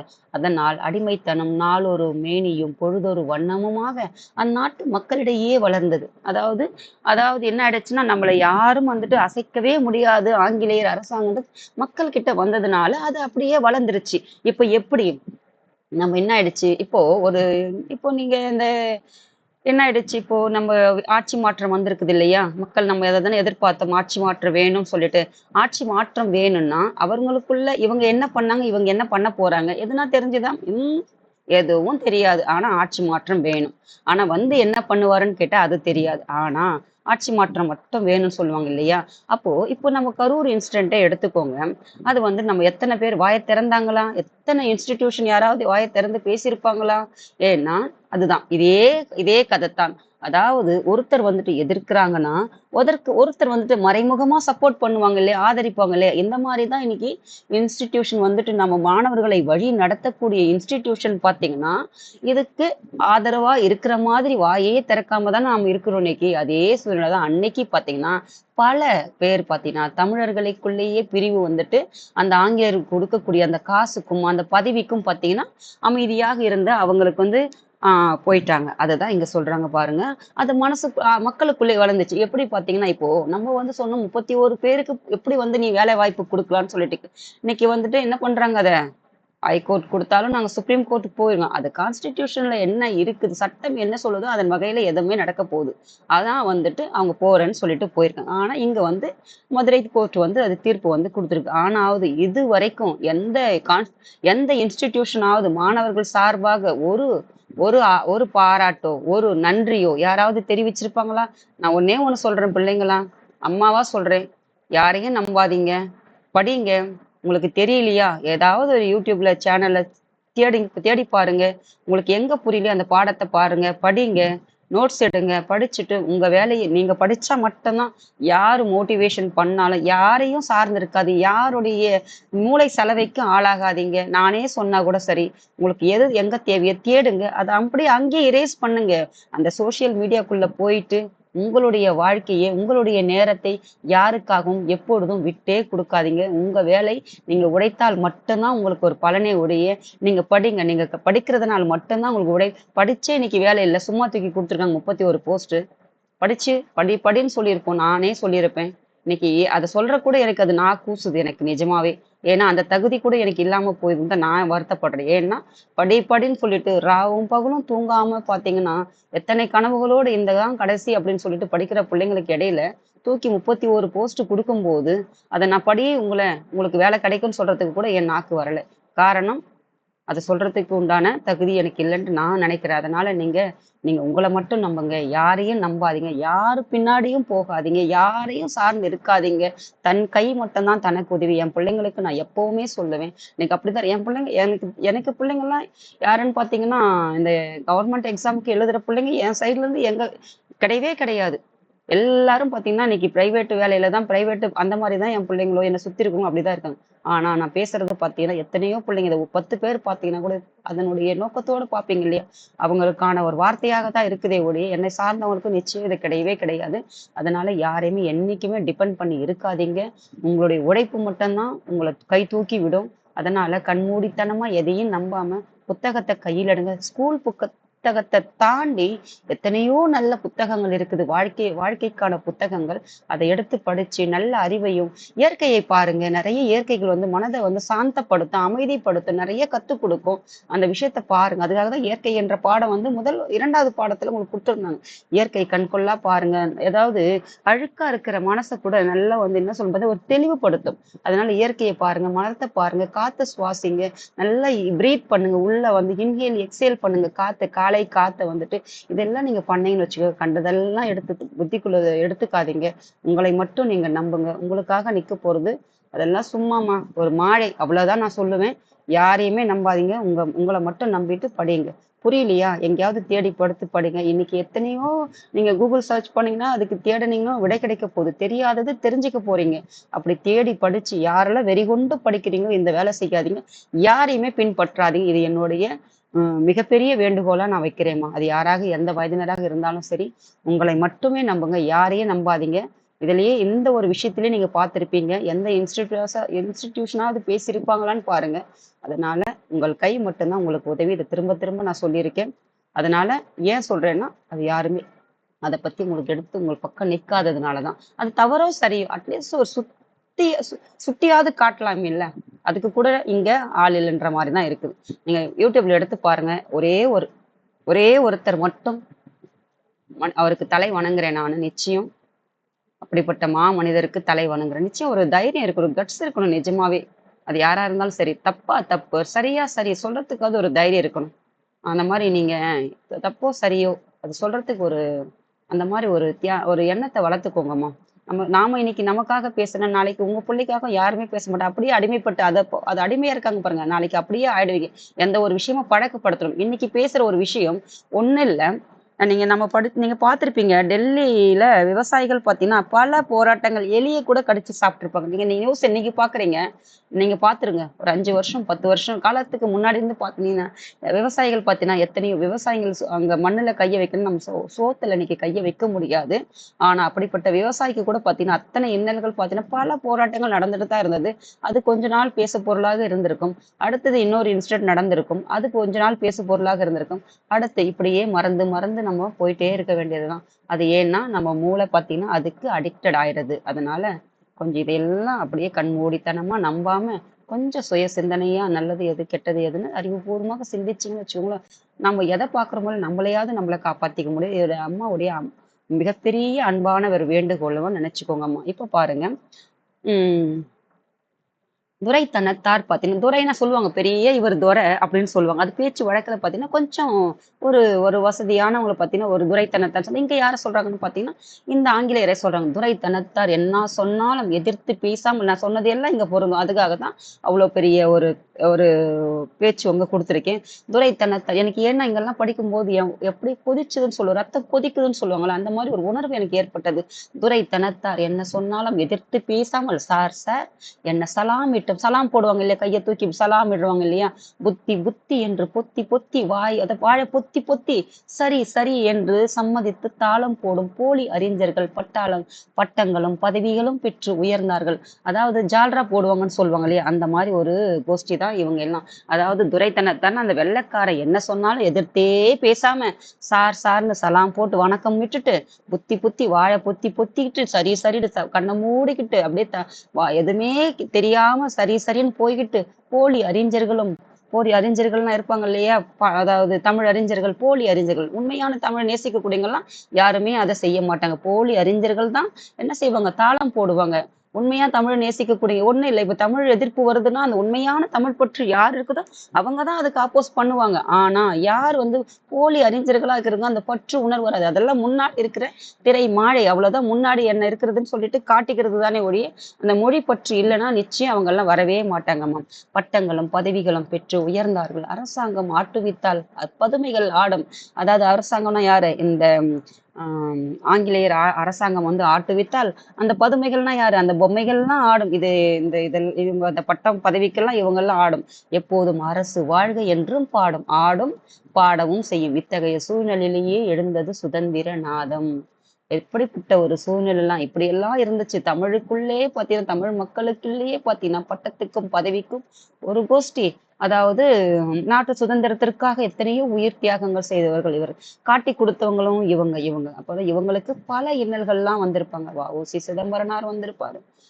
சுப்பிரமணிய சிவா வந்திருப்பாரு. பாரதியார் வந்திருப்பாரு. அதுக்கப்புறம் பார்த்தீங்கன்னா சுப்பிரமணிய சிவா ஐயர் 3 பேரும் வருவாங்க அதுல. அவரெல்லாம் பார்த்தீங்கன்னா தொழுநோயால பாதிக்கப்பட்டிருப்பாங்க. பாரதியார் பசி பட்டினியால இறந்திருப்பாரு. வ.உ.சி. சிதம்பரனார்கள் பார்த்தீங்கன்னா ஜெயிலிருந்து கடுமையான அந்த செக்கிழுத்தெல்லாம் பல இன்னல்கள், பல துன்பங்கள், துயரங்கள்லாம் அந்த ஜெயில இருந்து அனுபவிச்சு அப்படி அவர் நோயுற்று அவர் இறந்திருப்பாரு. பாலகங்காதர் திலங்கர் இறந்ததெல்லாம் பார்த்து கேள்விப்பட்டு அதெல்லாம் ஒவ்வொருத்தரையும் அவருடைய கூட இருந்த சக தோழர்கள் அந்தந்த பகுதிகள் எல்லாம் இருந்து மக்களுக்காக எழுச்சி பெற்றவங்க. ஒரு விஷயம் மட்டும் நான் சொல்றேன் கேட்டுக்கோங்கம்மா. நம்ம பேசும்போது அந்த நேரத்துக்கு மட்டும்தான் நம்மளை கொண்டாடும். நீங்க அந்த படத்தை கொஞ்சம் பாருங்க. நம்ம பேசுற இப்ப நான் உனக்காக பேசுறேன் அந்த நேரத்துக்கு மட்டும்தான் கொண்டாடும். ஒரு துன்பம் வந்துச்சுன்னா யாருமே இன்னைக்கு கூட நிக்க மாட்டாங்க. இன்னைக்கு அப்படிப்பட்ட காலத்துல வாழ்ந்துகிட்டு இருக்கிறோம். அன்னைக்கே அப்படின்னா இன்னைக்கும் அதை விட பல மடங்கு அப்படிதான் இருக்கு. இன்னைக்கு யாருமே நிக்க மாட்டாங்க. நம்மள என்ன செய்வாங்க? அந்த நேரத்துக்கு பயன்படுத்திப்பாங்க. அதனால உங்க வேலையை நீங்க செஞ்சுட்டு உங்களை படிக்கிறதுக்கு மட்டும் உங்களுக்கு என்ன தேவையோ யார் பின்னாடியும் ஓடாம உங்களுக்கு படிக்கிறது தான் தொழில், எல்லாத்தையும் ஒண்ணு செய்யறது தான் தொழில்னா அதுல நீங்க மிக சிறந்த பிள்ளைங்களா வளர்ந்து எதுவுமே என்ன சொல்றது அதாவது எந்த ஒரு தொழிலாக இருந்தா நான் சொல்லியிருப்பேன் உங்களுக்கு எல்லா வகுப்புலயும் ஸ்கில்ஸ் என்பது உங்களுக்கு உங்களுடைய திறமைகள் அது. எதுல வந்து நீங்க ஜொலிக்கிறீங்களோ, அதுல நீங்க நல்லா டெவலப் ஆயிட்டு, அதுல மிகப்பெரிய சாதனையாளரா வரலாம். படிப்பு தான், கவர்மெண்ட் வேலை தான். எல்லாரும் பல கோடி மக்கள் இருக்கிறாங்க. எல்லாரும் கவர்மெண்ட் வேலையில இருக்கிறாங்கன்னா, அப்பதான் நான் அவங்களுக்கு சோறு. இல்ல, இல்ல. ஏதோ ஒரு துறையில, ஏதோ ஒரு ஒரு ஸ்கில்ல வச்சுக்கிட்டு அவங்க சாதிச்சுட்டு தானே இருக்காங்க. அதனால உங்களுக்கு எது வருமோ, அது பின்னாடி போங்க. அதுல வந்துட்டு நீங்க நல்ல ஒரு ஒரு வலிமை மிக்க ஒரு ஒரு ஒரு ஆளா வந்து அதுல மாறுங்க. நிச்சயம் அதுல ஜொலிப்பீங்க. இதுதான் என்னுடைய எல்லா வகுப்புகளையும் ஆரம்பத்துல இருந்தே சொல்லியிருப்பேன். ஏன்னா, இந்த பல ஆண்டுகளாக பார்த்தீங்கன்னா, பிள்ளைங்கள பார்த்தீங்கன்னா, இந்த ஒரே ஒரு போஸ்டிங் இருந்தா கூட படி, படி, படின்னு சொல்லிட்டு 1000 பேர் இல்ல 2000 பசங்களை சேர்த்து ஃபீஸ் வாங்கிட்டு, அதுல ஒரு போஸ்டிங்க்கு ஒரு ஆள் தான் கிடைக்க போறாங்க. ஆனா 1000 பேருக்கா கிடைக்க போகுது. அந்த மாரி சொல்லிட்டே இருந்தாங்களே ஒழிய, இன்னைக்கு 31 போஸ்ட் குடுக்கும்போது யாராவது பேசுனாங்களா? இல்ல தானே! அப்போ உங்களுக்கு என்ன வருமோ, அத மட்டும் நோக்கி ஓடுங்கம்மா. எதையும் அதாவது குதிரைக்கு கடிவாளத்த போட்டு போன நம்ம இலக்க நோக்கி எப்படி ஓடுது? அதே மாரி உங்களுடைய இலக்கு எதுவோ, அதை நோக்கி ஓடிட்டே இருங்க. எல்லாத்தையும் அப்படியே கண்மூடித்தனமா பார்க்காதீங்க. எது சரி, எது தவறு என்று அனலைஸ் பண்ணிட்டு படிங்க, பாருங்க. உங்களுக்கு எது தேவையானது இயற்கை கண்கொள்ளா பாருங்க. அது நெறைய என்ன நெறைய நம்மளுக்கு நல்ல எண்ணங்களையும், நல்ல ஒரு ஒரு என்ன சொல்றது? ஒரு ஒரு ஒரு பாசிட்டிவான எண்ணத்த வந்து உங்களுக்கு குடுக்கும். அதாவது உங்களை நீங்க யாருன்னு அடையாளப்படுத்தும். நிச்சயமா. நீங்க இந்த YouTube, ஷார்ட்ஸு, ரீல்ஸு இதெல்லாம் இன்ஸ்டா, வாட்ஸ்அப், ஃபேஸ்புக்கு இது எல்லாம் இந்த சோசியல் மீடியாலாம் கொஞ்சம் தூர தூக்கி வச்சுட்டு, இந்த இயற்கையும், புத்தகத்தையும் நெறைய புத்தகங்கள் வாசிங்க. நெறைய புத்தகங்கள படிங்க. நல்ல கருத்துக்கள சின்ன குழந்தைகிட்ட கூட கேட்டுக்கோங்க. தப்பே இல்ல. பெரியவங்க கிட்ட தான் கேட்கணும். பெரியவங்க பெரியவங்களா இருந்தா தான் பெரியவங்க. சின்ன புள்ள நல்ல கருத்து சொன்னா அவங்க பெரியவங்க தான். அந்த மாரி யார் சொன்னாலும் அந்த கருத்துக்கள்லாம் கேட்டுக்கிட்டு, அதன் வழியில நடந்துட்டு போங்க. உங்கள அசைக்க யாருமே இல்லன்னு தான் அந்த அம்மாவுடைய அன்பான வேண்டுகோள். அதை பின்பற்றிக்கோங்க அம்மா. அதாவது தன் கை தனக்கு உதவி. இத நான் எப்பவுமே ஆணித்தரமா சொல்லுவேன். நீங்க என் பிள்ளைங்களையும் அப்படிதான் நான் வளர்த்துருக்கேன். அதனால தான் எல்லாரும் யார் பார்த்தாலும் சரி, எந்த வயதினராக இருந்துட்டு போங்க. என் பிள்ளையா தான் நினைச்சுட்டு அந்த அக்கறையில தான் சொல்றேன் நானு. இதை யாராவது உங்களுக்கு நான் சொல்றது தவறாக இருந்துச்சுன்னா, இது தவறு கிடையாது. நீங்க எப்படி வேணா எடுத்துக்கோங்க. என்னோட சொல்லணும்னு தோணுச்சு. அது யாருக்கு ஒருத்தருக்கு போய் சேர்ந்தாலும், அது எனக்கு மிகப்பெரிய மகிழ்ச்சிம்மா. பாருங்க இப்போ. வந்தே மாதரம் என்ற சுதேச மந்திரம் வங்க நாட்டிலே பிறந்தது. அது எங்க பிறந்தது? வந்தே மாதரம் என்ற பாடல். அது எதிலிருந்து எடுத்தாங்கன்ட்டு நம்ம படிச்சிருப்போம். அது எந்த நூல்ல இருந்து எடுத்துறாங்க? யார் வந்து எழுதுனாங்க? எந்த மொழியில இருந்து எழுதுனாங்க? எந்த ஐஎன்சி மாநாட்டுல வந்து பாடப்பட்டது முதல்ல? அது எழுதினவர் யாரு? இதெல்லாம் நம்ம படிச்சிருப்போம் இல்லையா? அப்ப அந்த நாடு எங்கன்னா வங்காள தேசத்துல தான் பிறந்தது. வங்க நாட்டிலே தான் பிறந்தது. வந்தே மாதரம் என்ற அந்த சுதேச மந்திரம். சுதேசம்னா அதாவது சுய சிந்தனை அப்படின்னே வச்சுக்கோங்க. அது என்னன்ட்டு தேடி பாருங்கம்மா. காட்டு கனல் போல் எங்கும் பரவியது. காட்டு கனல் அது காட்டு தீ. அப்படியே ஒரு தீக்குச்சி பரவுனா காஞ்சி இடத்துல அப்படியே பிடிச்சிட்டு இந்த அமேசான் காடுகள்லாம் எரியும் போது பாருங்க. அத்தனை காட்டுல இருக்கிற உயிரினங்கள்லாம் அழிஞ்சிருக்கும். அழிக்கவே அணைக்கவே முடியாத அளவுக்கு வந்து காடு அழிஞ்சிருக்கும். அந்த மாதிரி காட்டு தீ என்பது ஒரு பொறி வந்து அப்படி எங்கும் பரவிற்றியது. சுதேச மந்திரம். சுதந்திரம் எனது பிறப்புரிமை அதை அடைந்தே தீருவன் என்று வடநாட்டிலே மார்த்தட்டி நின்றார் மராட்டிய வீரர் ஒருவர். அப்போ எல்லா இடத்துலயும் ஒவ்வொரு வீரர் இருந்து நாட்டுப்பற்று மிக்க ஒரு வீரர் வந்து செறிந்து இருந்ததுனாலதான் இன்னைக்கு நம்ம இந்தியா வந்துட்டு சுதந்திரம் அடைந்து நம்ம என்ன செஞ்சிருக்கோம்? சீரழிச்சிட்டு இருக்கோம் பல பகுதிகள்ல. அதாவது சுதந்திரம் என்பது நம்ம என்ன இப்ப பல குழந்தைகளுக்கு எத்தனை பிரச்சனைகள் ஏற்பட்டிருக்கு. அதை எதிர்த்து தானே நம்ம இன்னைக்கு வேறு மாற்று அரசு வேண்டணும். அதுதானே அதெல்லாம் தானே ஒரு ஒரு காரணமா நம்ம சொல்றோம். அதே மாதிரி அதெல்லாம் ஒரு சீரழிவு தானே. அப்போ அதே மாதிரிதான் வந்துட்டு சுதந்திரம் எனது பிறப்புரிமை அதை நான் அடைந்தே தீருவேன். சுதந்திரம் என்பது என்னுடைய பிறப்பிலிருந்தே வந்த உரிமை. அதை நான் அடைவேன். அதை தடுக்கிறதுக்கு நீ யாரு அப்படின்னு சொல்ற ஒரு கேள்விதான். தன்னுடைய மார் தட்டி அப்படி ஒரு வெறி இருக்கு இல்லையா? அப்படி நின்ற ஒரு வீரன் தான் யாருன்னு பாத்தீங்கன்னா பாலகங்காதர் திலகர். பாரத நாடு போற்றும் யாருன்னு பாத்தீங்கன்னா பாலகங்காதர் திலகர். அதுக்கப்புறம் தென் நாட்டிலே தோன்றியவர் வீருடைய நண்பர் யாருன்னு பாத்தீங்கன்னா பாரதியார். அந்த நாட்களே ஒரு வீறு கொண்டு எழுந்திருப்பார். அதாவது துண்டு துண்டு கவிதைகளாகட்டும், துண்டு துண்டு பிரசுரங்களாக மக்களிடையே அது கொண்டு, அதாவது வீருன்னா அந்த கவிதைகள்லயும் சரி, அவருடைய வரிகள்லயும் சரி, அது மக்களை வந்து தட்டி எடுக்கக்கூடிய வல்லமை பெற்ற ஒரு எழுத்துதான் வந்து பாத்தீங்கன்னா பாரதியாரோட. அதுதான் வந்துட்டு வீருடைய நண்பர் பேச்சுல அப்படி இருக்கும். அதுதான் சொல்றாங்க, வீருடைய நண்பர் பாரதியார். அவர் அஞ்சாத நெஞ்சினர் செஞ்சொற் கவிஞர். அதாவது அஞ்சாத நெஞ்சு சொல்றதுக்கு பயப்படவே மாட்டாரு. அதுக்கப்புறம் பாத்தீங்கன்னா செஞ்சொற் கவிஞர். அதாவது அந்த கவிஞர்னா அதாவது செம்மையான சொற்களை கொண்டு கவிதை எழுதக்கூடிய வல்லமை பெற்றவர் தான் யாருன்னு பார்த்தீங்கன்னா பாரதியார். வந்தே மாதரம் என்போம் ஒரு பாடல் படிச்சிருக்கோம்ல காலையில பாருங்க. அது எந்த சேனல்ல போடுறாங்கன்னு பாருங்க. எங்கள் மாநில தாயை வணங்குவதென்போம் அப்படி சொல்ற பாடல் வரிகள் வந்திருக்கும். வந்தே மாதரம் என்போம் எங்கள் மாநில தாயை வணங்குவதும் என்போம் என்று அழகிய பாட்டிசைத்து நாட்டினிலே ஆர்வத்தை தட்டி எழுப்பியவர் யாருன்னு பார்த்தீங்கன்னா தென்னாட்டிலே பாரதியார். இதெல்லாம் காலையில போடுவாங்க பாருங்க. ஒரு 6 மணிக்கு 5:30 மணிக்கு போடுவாங்க இந்த பாடல்லாம். 6 மணிக்கெல்லாம் எந்திச்சு கொஞ்சம் பாருங்க. அதெல்லாம் கேளுங்க. வெளிக்காத்த சுவாசிங்க. மூச்சு பயிற்சி அந்த வெளிக்காத்து வந்தது சுவாசிச்சுட்டு அந்த காத்த நல்லா இன்ஹேல் பண்ணுங்க, எக்ஸேல் பண்ணுங்க, பிரீத் பண்ணுங்க. அதுக்கப்புறம் நல்லா காலையில அந்த போனை தூக்கி எடுத்து பாக்குறத விட தூரம் வச்சிருங்க. 1 ஹவருக்குள்ள 1 ஹவருக்கு அந்த போனை தொடாதீங்க. நீங்க என்ன பாக்குறீங்களோ அந்த நாள் முழுவதும் உங்களுக்கு அப்படிதான் அமையும். என்ன அதனால காலையில இயற்கை வீட்டை விட்டு வெளியே வந்து இயற்கையை பாருங்க, ரசிங்க. அந்த பறவைகளுடைய சத்தத்தை கேளுங்க. காற்று நல்லா சுவாசிங்க. நல்லா வெளிவிடுங்க. அதுக்கப்புறம் அந்த காற்று நல்லா உள்ள போகணும். ஒரு மைண்டுக்கு ஒரு நல்லா மூச்சு நல்லா கொஞ்ச நேரம் ஒரு 2 செகண்ட் நல்லா இழுத்து பிடிச்சி மறுபடியும் விட்டு பாருங்க. பிரீத் நல்லா வந்துட்டு இன்டேக் பண்ணுங்க. அதை உள்ள எடுத்து வச்சுக்கிட்டு ஒரு 2 நிமிஷம் கிட்ட ரிலாக்ஸ் பண்ணி பார்த்தீங்கன்னா நல்ல மைண்டுக்கு சர்க்குலேஷன் ஆகும்போது ஒரு பிரெயின் வந்து நல்லா பார்த்தீங்கன்னா ஒரு புத்துணர்ச்சி அடையும். இந்த மாதிரி பார்த்தீங்கன்னு வச்சுக்கோங்களேன். இந்த ஃபோன்ல இருந்து நீங்க அந்த 1 ஹவர் பார்க்கலன்னா அதுக்கப்புறம் அந்த நாள் முழுவதும் நீங்க காலையில என்ன கண்டீங்களோ அந்த நாள் முழுவதும் உங்களுக்கு சக்தி கொண்டு அந்த அது நல்லா உங்களுக்கு ஒரு எனர்ஜியா வச்சிருக்கும். அதனால தூங்குறதுக்கு முன்னாடியும் தூக்கி தூரம் வச்சிருங்க. ஏஞ்சதுக்கு முன்னாடியும் ஒரு மணி நேரம் பார்க்காதீங்க. அதுக்கப்புறம் என்ன தேவையோ அதை மட்டும் பாருங்க. நல்லா ரீல்ஸ் வந்து ஸ்க்ரால் பண்ணிட்டு உங்களுடைய நேரத்தை வந்துட்டு எவனோ எங்கேயோ திருடிட்டு அதற்கான நேரம் அதுக்காக நீங்க வந்தவங்க இல்லை. இந்த பிரபஞ்சம் அதுக்காக உங்களை அனுப்பி வைக்கப்பட்டது அல்ல. ஏதோ ஒரு காரணத்துக்காக ஏதோ ஒண்ணு சாதிக்கிறதுக்காக ஒவ்வொரு உயிரையும் இந்த படைக்கப்பட்டது அந்த பிரபஞ்சம். அதனால யாருக்காகவும் உங்களுடைய நேரத்தை வந்து வீண் அடிக்காதீங்க. யாரை பார்த்து என்ன ரசிச்சு என்ன பண்ண போறீங்க? நீங்க உழைச்சாதான் உங்களுக்கு சோறு. அதை நல்லா மனசுல வச்சுக்கிட்டு அதனால நீங்க உங்களை தன் கை தனக்கு உதவி. இதை நான் எத்தனை முறை திரும்ப திரும்ப சொல்றேன்னா அதனுடைய உள் அர்த்தம் என்னன்னு புரிஞ்சுக்கோங்கம்மா. அதுக்கப்புறம் பாருங்க புதுமை கண்ட துறைமுகம். அப்படிப்பட்ட புதுமைகள் செய்யக்கூடிய துறைமுகமே இப்படியெல்லாம் ஒரு புதுமைகள் நிகழ்ந்த துறைமுகம் தானே இது தூத்துக்குடி. அந்த நாளிலே வந்தே மாதரம் என்றால் வந்தது தொல்லை அப்படின்ற அந்த வாசகத்தில் ஒரு வஞ்சகம் இருப்பதாக ஆங்கில அரசாங்கம் வந்துட்டு கருதிற்று. அதாவது நம்ம படிச்சிருப்போம். ஜப்பானுக்கும் அமெரிக்காவுக்கும் ஒரு வார் நடந்திருக்கும்னு சொல்லிட்டு அந்த வாசகத்தை வந்து தவறுதலாக புரிஞ்சுட்டு பார்த்தீங்கன்னா அமெரிக்கா வந்துட்டு ஜப்பான் மீது போர் தொடுத்திருக்கு. அதனால வந்துட்டு ஜப்பான் வந்துட்டு மிகப்பெரிய பல தோல்விகளை இப்ப கூட பார்த்தீங்கன்னா நிறைய வந்து ஃப்ளட் வந்துட்டு அழிஞ்சிட்டு. நீங்க நம்ம சென்ற வகுப்புல அசாம் பத்தி படிச்ச ஒரு நிமிஷம் இருங்கம்மா, அது உங்களுக்கு சொல்லணும்.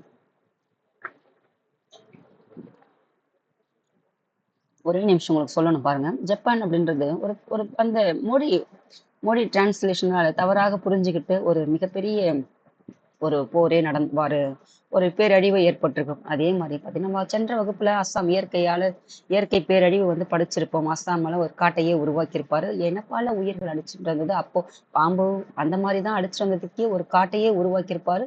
ஏன்னா அவர் பாலைவனத்துல வந்து செத்து போச்சுன்னு சொல்லிட்டு. ஆனா இப்ப இந்த கடந்த வாரங்கள்ல பாத்தீங்கன்னா அஸ்ஸாம் மாநிலத்துல கிட்டத்தட்ட 6 லட்சத்திற்கு அதிகமான மக்கள் வந்துட்டு அதனால பாதிக்கப்பட்டிருப்பாங்க. எத்தனை கிராமங்கள் அழிஞ்சது, எத்தனை உயிர்கள், எத்தனை வசதி அவங்க இழந்திருப்பாங்க. யாராவது ஒரு சொட்டு கண்ணீர் அவர்களுக்காக சிந்திருப்போமா? நம்ம மனசாட்சி படி நம்ம நல்லா இருந்தோம், நாம நல்லா இருந்தா நம்ம இன்னைக்கு நல்லா போனோமா, நம்ம நல்லா இருக்கோமா? பக்கத்து வீட்டுக்காரர் எப்படி இருந்தா நமக்கு என்னன்னு பக்கத்து வீட்டுக்காரனே யோசிக்காத நமக்கு அடுத்த நாட்டை பத்தி எப்படி யோசிப்போம் பாருங்க. அதனால தன்னலம் கருதாது பொதுநலத்தோட யோசிங்க. நிச்சயம் அது உங்களை அந்த யூனிவர்ஸ் வந்து உங்களை உயர்த்துமா. நிஜமா இந்த வீடியோ பார்க்குற யாருமே அப்படி ஒரு எண்ணம் கொள்ளுங்க. ஏன்னா அந்த அஸ்ஸாம் பார்த்தீங்கன்னா அந்த அந்த பிரம்மபுத்திரா ஆறு வந்துட்டு பார்த்தீங்கன்னா அந்த வெள்ளம் பார்த்தீங்கன்னா பல கிராமங்களை வந்து அழிச்சு ஃப்ளட்டு ஃபுல்லாக எங்கெங்கெல்லாம் போனோமோ அந்த அளவுக்கு பாதிப்பு. எவ்வளோ பெரிய கட்டிடங்கள்லாம் ஏற்படுத்த முடியுமோ அப்படியெல்லாம் பாதிப்பு ஏற்படுத்தி என்ன அவங்களுக்கு யாராவது ஒரு சொட்டு கண்ணீரோ ஏதாவது நம்ம அனுபவிச்சிருக்கோமோ அவங்களுக்காக? அது நாளைக்கு எல்லாருக்குமே அது பொருந்தும். அதனால இதெல்லாம் ஒரு சின்ன சின்ன விஷயங்களுக்கெல்லாம் நம்மளால முடிஞ்ச ஒரு பங்களிப்பு செய்ய கத்துக்கோங்கம்மா. அது வந்து உங்களுக்கு நிச்சயமா சொல்றேன். உங்களுக்கு இல்லைனாலும் அடுத்த வர சன்னதிகளுக்கு நிச்சயம் அது வந்துட்டு என்ன சொல்றது ஒரு எப்படி சொல்றது அது என்ன சொல்லுவாங்க ஒரு புண்ணியம் சொல்லுவாங்க இல்லையா? அது புண்ணியத்தை சேர்த்து வச்சு பலனாவது கிடைக்கும் நமக்கு. எத்தனையோ பாவங்கள் செஞ்சுதான் நீங்க மனித பிறவியா வந்திருக்கோம்னு சொல்லுவாங்க. பல பாவங்கள் பண்ணிதான் மனித பிறவியே சொல்லியிருப்பாங்க. அப்ப அடுத்த பிறவியில நம்ம என்ன இருப்போம் நமக்கே தெரியாது. நம்ம பிள்ளைங்களுக்காவது அந்த புண்ணியம் போய் சேரும் இல்லையா? சொல்லுவாங்கல்ல, கர்மா வந்துட்டு எப்பவுமே வந்துட்டு நமக்கு விடாது அப்படின்னு சொல்லிட்டு. அதனால கர்மாவை சேர்த்து வைக்காம, நம்ம பிள்ளைங்களுக்கு கொஞ்சம் நம்ம சிந்தனைகள் கூட நல்ல சிந்தனையாவே இருந்துட்டு போட்டுமே. அந்த எண்ணம் கூட யாருக்குமே ஒரு நெகட்டிவா கொண்டு போய் சேர்க்காம, அது கூட அடுத்தவங்களுக்கு ஒரு நல்ல ஒரு பாசிட்டிவ் வைப குடுக்கட்டுமே. அதனால அவங்க நல்லா இருக்கட்டுமே. அப்படி எண்ணி பாருங்க. அந்த யூனிவர்ஸ், அந்த பிரபஞ்சம் உங்களுக்கு வந்து பல மடங்கு வந்துட்டு உங்களுக்கு சேர்க்கும் நல்லதுன்னு நினைச்சுட்டு, அதனால தான் இந்த சில கருத்துக்கள்லாம் உங்களுக்கு சொல்றேன். பாடத்த தாண்டி பாடம் எல்லாரும் தான் போடுறாங்க. எனக்கு இந்த பாடத்தோட உங்களுக்கு தேவையானத சொல்லணுன்றதுக்காக தான் எடுக்குது இது. நேரம் அதிகம். சில பேர் 10 நிமிஷத்துல கூட எடுத்து வாசிச்சுட்டு என்னால போக முடியும். இது என்னோட வகுப்புகள் வந்து உங்களுக்கு கிட்டத்தட்ட 1/2 மணி நேரம், இல்லாட்டி 3/4 மணி நேரம், இல்ல 1 மணி நேரம் கூட இருக்கும். இதெல்லாம் வந்துட்டு வாழ்க்கைக்கு தேவையான கருத்துக்களே சொல்றேன். ஒரு நல்ல பிள்ளைகளா வளர்றதுக்காகவும் சொல்றேன். ஏதாவது நம்ம எண்ணத்துல வந்துட்டு ஒரு கெட்ட எண்ணம் கூட வராதீங்க. அப்படி வந்ததுன்னா, அந்த எண்ணம் கூட எனக்கு தோற்றுவிக்காதே இந்த பிரபஞ்சமே அப்படின்னு கேளுங்க. அது நிச்சயம் ஒரு 10 நாளைக்கு அந்த பிரபஞ்சத்துக்கிட்ட கேட்டு பாருங்க. 11வதுல அந்த அந்த நெகட்டிவ் அடுத்தவங்க மேல இருக்கிற அந்த வஞ்சகமான எண்ணம் கூட நிச்சயம் வராது அது. அந்த பிரபஞ்சத்துக்கு இடையில உங்களுடைய மனசுக்குள்ளே சொல்லி பாருங்க. நிச்சயம் வராது. இதெல்லாம் உங்களுக்கு பல மடங்கு பார்த்தீங்கன்னா, உங்கள ஒரு மிகப்பெரிய ஒரு பண்புள்ள பிள்ளைங்களாக நிச்சயம் மாத்தும். அதாவது நம்முடைய சுய கட்டுப்பாடு, சுய டிசிப்ளின் எல்லாமே பார்த்தீங்கன்னா, செல்ஃப் டிசிப்ளின் எல்லாமே சரி. அதுக்கப்புறம் பாருங்க, பொதுக்கூட்டங்களில் பார்த்தீங்கன்னா, அதான் அத வந்து என்ன பண்ணியிருப்பாங்கன்னா, இதுல வஞ்சகம் இருக்குது. அதாவது வந்தே மாதரம் என்பது இது வஞ்சகம் இருக்குது இந்த வாசகத்துல அப்படின்னு சொல்லிட்டு ஆங்கில அரசாங்கம் வந்து தவறாக கருதிக்கிட்டாங்க அதுல. அவங்க கேட்கறது வந்துட்டு வந்தே மாதரம் தன்னுடைய நாட்டுக்கு வந்துட்டு சுதந்திரத்த கேட்கறாங்க அவங்க. ஆனா இது ஏதோ ஒரு வஞ்சகம் சூழ்ச்சி இருக்குது அப்படின்னு பொதுவா தவறா கருதிக்கிட்டு, பொது கூட்டங்களிலும், தொழிலாளர் மேடைகளிலும் பார்த்தீங்கன்னா, கூட்டங்களிலும் நான் பேசும்பொழுது வந்தே மாதரத்தை அழுத்தமாக சொல்லுவது வழக்கம். அதை கேட்டு நாட்டு மக்கள் ஊக்கமுற்றார். அதனால அந்த ஒரு எழுச்சி, இப்ப நான் ஒரு சொல்றேன்னா, அதுல ஒரு எழுச்சி இருக்கணும் இல்லையா? அது உங்களுக்கு ஒரு ஊக்குவிக்கணும்ல. ஆனா ஒரு விஷயம் மட்டுமா, என்னைக்குமே ஒரு ஊக்கத்துக்காக யாருக்காக காத்திருக்காதீங்க. உங்கள் ஊக்கம் மட்டும் தான் உங்களுக்கு எப்பொழுதுமே நிலைச்சிருக்கும். அத மட்டும் நீங்க மனசுல வச்சுக்கோங்க. ஒரு ஒரு என்ன சொல்றது? அதாவது உங்களுக்குன்னு ஒரு கோல். அத செட் பண்ணுங்க. அத வச்சுக்கிட்டு நீங்க அந்த இலக்க நோக்கி ஓடிட்டே இருங்க. இன்னைக்கு நான் கொடுப்பேன். நான் 4 நாளைக்கு நான் கொடுக்க மாட்டேன். அப்போ எனக்காக காத்துட்டு இருப்பீங்களா? அது உங்கள என்ன பண்ணும்? டவுன் பண்ணும். அப்போ உங்களுக்கு நீங்க தான் குரு. எல்லாமே நீங்க தான் அப்படின்றத வச்சுக்கிட்டு உங்கள நீங்களே வழிநடத்திட்டு போங்க. பாருங்க. தெரிந்து தெளிவும். சிதம்பரனார், சிதம்பரனாருடைய பிரசங்கம், அந்த துண்டு பிரசங்கம் சொல்லுவாங்க இல்லையா? எழுதி எழுதி போடுவாரு பாருங்க. எழுதி எழுதி எழுதி போடுவார் மக்களுக்கு. அந்த துண்டு பிரசங்கத்தை எம் பாரதியாருடைய பாட்டை தட்டி எழுப்பக்கூடிய அதானே கொடுத்துருக்காங்க. அஞ்சாத நெஞ்சினர் கலவி கவிஞர் வீருடைய நண்பர் அப்படின்னு சொல்லிட்டு எத்தனை பாரு அவருக்கு. அப்போ பாட்டையும் கேட்டால் செத்த பிணம் கூட உயிர் பெற்று எழுவோம். செத்து போன பிணம் கூட என்ன ஆயிடுமா? உயிர் பெற்று எழுதக்கூடிய சக்தி வல்லமை அந்த பிரசங்கத்துக்கும் அந்த பாட்டுக்கும் இருக்குது அப்படின்னு புரட்சியே ஓங்கும். அடிமைப்பட்ட நாடு 5 நிமிடங்களில் விடுதலை பெறும். எத்தனை ஆண்டுகள், ஏன் 5 நிமிஷத்துலயே வந்து விடுதலையே அடைஞ்சிரும் அப்படின்னு சொன்னவர் யாருன்னா வ.உ.சி. சிதம்பரனார் அவர்களுக்கு இரட்டை வாழ்நாள் சிறை தண்டனை வழங்கிய நீதிபதி வந்து பின்கேவினுடைய கூற்றாக வந்து இருந்திருக்கு. அப்போ எந்த அளவுக்கு அவருக்கு தண்டனை கொடுத்த ஒரு நீதிபதியே இந்த மாதிரி ஒரு கூற்றை வந்து சொல்லியிருக்கிறாருன்னா, அப்ப எப்படி வந்து அவரை வந்துட்டு அந்த பார்த்திருப்பார்படியா அவருடைய கவிதையாகட்டும், அவருடைய பிரசங்கத்தை ஆகட்டும். இதெல்லாம் பாருங்க. ஒரு ஒரு சக்தி, ஒவ்வொரு வார்த்தைக்கு ஒரு சக்தி இருக்குதுமா, ஒரு வலிமை இருக்குது, ஒரு ஆற்றல் இருக்குது. அதை முழுமையாக நம்புங்க. நீங்க தனக்குள்ளே உங்களுக்கு ஒரு வலிமையான ஒரு சக்தி, ஒரு ஆற்றலான யாருமே தேவையில்லை. உங்களுக்கு என்னவே அந்த வார்த்தைகள்லயே சொல்லுங்க. அந்த வார்த்தையை அடுத்து பாருங்க. அழுத்தமா நீங்க சொன்னீங்கன்னா அந்த அந்த அடுத்த அந்த வார்த்தையை உங்களுக்கு கொண்டு வந்து சேர்க்கும். அதை கேட்டு பார்த்தீங்கன்னா மக்கள் வந்துட்டு ஊக்கம் அடைந்தார்கள், உணர்ச்சி பெற்றார்கள். உள்ளதை சொன்னால் கள்ளமுடையவர் உள்ளம் எரியும் அல்லவா? அதாவது யார் சொல்றா? உள்ளத சொன்னா, இப்ப நான் உள்ளத சொல்றேன். இப்ப என்ன இவருக்கு எனக்கு இப்போ உள்ளத சொன்னேன்னா இப்ப கோவப்படுறவங்க எத்தனை பேர் இருக்காங்க? அந்த மாதிரிதான். உள்ளம் எரியுமல்லவா? எரிகிற அரசாங்கம் என்னை எதிரியாக கருதியிற்று. அப்ப எரிஞ்சுகிட்டு இருந்த அரசாங்கம்னா யாரு? பிரிட்டிஷ் அரசு பார்த்தீங்கன்னா என்னை என்னவா நினைச்சது? எதிரியாக கருதிற்று. என் மீது பல வகையான குற்றம் சாட்டிற்று. நாட்டின் அமைதியை நான் கெடுத்தேனாம். அதாவது அவங்க எதிரியா என்ன நான் ஆயிட்டேன். பல வகையான குற்றங்களை வந்து என் மேல சூட்டுனாங்க. நாட்டினுடைய அமைதி, நாடு நல்லா அமைதியா இருக்கான். அந்த நாட்டினுடைய அமைதியை குலைத்தது யாரு? நானா? அப்படின்னு சொல்லியிருக்காங்க. அதுக்கப்புறம் நல்ல முதலாளிமாருக்கு தொல்லை கொடுத்தேனா? நல்ல நல்ல முதலாளிகள்லாம் இருந்தாங்களா தொழிலெல்லாம், அதெல்லாம் தானே கூட்டம் நடத்தினாரு. அவங்களுக்கெல்லாம் தொல்லை கொடுத்தேனா அப்படின்னு சொல்றாரு. பாருங்க எப்படி ஒரு வாசனை, எப்படி அந்த வார்த்தைகள்ல வழி பாருங்க. எதிரியுற்ற அரசாங்கம் என்னை பல எதிரி, அது வேண்ட படிச்சுட்டோமா? அமைதி கொடுத்து, அதுக்கப்புறம் நல்ல முதலாளிகளுக்கு தொல்லை கொடுத்தேனாம். வெள்ளையர் மீது வெறுப்பை ஊட்டினேனாம். வீர சுதந்திரம் பெற வழி காட்டினேனாம். பாருங்க, அந்த வெள்ளையர் மீது வெறுப்பை ஊட்டினாராம் மக்களுக்கு மத்தியில. சுதந்திரம் பெறதுக்கு வழி காட்டினாம். இத்தனை குற்றச்சாட்டுகள் சுமத்தி என்னை வந்து எங்க அமைச்சாங்க? சிறை வாசகத்திற்கு அமைச்சாங்க. வெள்ளையார் கோட்டினிலே குற்ற விசாரணை விறுவிறுப்பாக நடந்தது. அதாவது வெள்ளையார் கோர்ட்னா யாரு? அந்த ஆங்கிலேயருடைய ஆட்சி இருக்கிற கோர்ட்ல தான் வந்து இந்த இந்த குற்ற விசாரணை வந்துட்டு இதெல்லாம் பேசுனதுக்காக 4 நாள் பேசுனதுக்கு 40 ஆண்டு கால தண்டனை அப்படின்னு சொல்லிட்டு சொல்லுவாங்க. அந்த மாதிரி இதெல்லாம் பேசுனதுனால விறுவிறுப்பா நடந்தது. இரட்டை தெய்வாந்தர தண்டனை, இரட்டை ஆயுள் தண்டனைன்னு சொல்லுவாங்கல்ல. இரட்டை ஆயுள் தண்டனை எத்தனை வருஷம்? அதுதான் வந்து 2 இரட்டை ஆயுள்னா வந்து 40 ஆண்டுகள். இரட்டைன்னா 2, 2 40 ஆண்டுகள் எனக்கு விதிக்கப்பட்டது. அதுக்கப்புறம் அது குறைஞ்சிருக்குன்னு நினைக்கிறேன். இதெல்லாம் பாருங்க. அப்பீல் கோர்ட்டில் சிறை தண்டனையாக மாறிற்று. அப்பீல் கோர்ட்னா நம்ம சொல்றோம் இல்லையா? இன்னைக்கு மதுரை கிளை வந்துட்டு தீர்ப்பு குடுச்சுட்டா சுப்ரீம் கோர்ட்டுக்கு போறோம். அங்க போய் பார்க்கணும்னா, அந்த மாரி தான். அப்போ அப்பீல் கோர்ட்டிலே சிறை தண்டனையாகவே என்ன ஆயிடுச்சு? அது சிறை தண்டனையாக எனக்கு மாறிடுச்சு அப்படின்னு சொல்றாங்க. அதுக்கப்புறம் பாருங்க. தீர்ப்பு 6 ஆண்டு கோவை சிறையில, அதாவது கோயம்புத்தூர் சிறையில பார்த்தீங்கன்னா, அந்த தீர்ப்பு என்ன சொல்லுதுன்னா, ஆயுள் சிறை தண்டனையாக மாறிடுச்சு. அப்பீல் கோர்ட்ல, மேல் கோர்ட்ல. நீங்க ஹைகோர்ட், சுப்ரீம் கோர்ட்ன்னு வச்சுக்கோங்க. அந்த தீர்ப்பு பார்த்தீங்கன்னா, 6 ஆண்டு கோவை சிறையிலும், கண்ணூர் சிறையிலும், கண்ணூர் எங்க வருது? கேரளால வரும். கண்ணூர் சிறையிலும் கொடும் பணி, அதாவது கடுமையான பணி செஞ்சிருப்பாரு இந்த சிறைகள், இந்த சிறைச்சாலை சிறைகள்ல இருக்கும்போது. ஏன்னா வந்துட்டு நம்ம எதுக்கு போறோம்? நீங்க படிச்சிருப்பீங்க. ராஜீவ்காந்தி கொலை வழக்குல சில பேர் வந்துட்டு முருகன், அதுக்கப்புறம் பேரறிவாளன், பல பேர் வந்துட்டு பெண் நந்தினி, என்னமோ ஒரு பல பேர்கள்லாம் வந்து சிறை தண்டனை 1991 வந்து அவர் இறந்ததுக்கு அப்புறம் பார்த்தீங்கன்னா, பல பேர் வந்து சந்தேகத்தின் அடிப்படையிலயோ ஏதோ ஒண்ணு பிடிச்சு அவங்கள வந்துட்டு ஜெயில்ல வந்து இருந்திருப்பாங்க.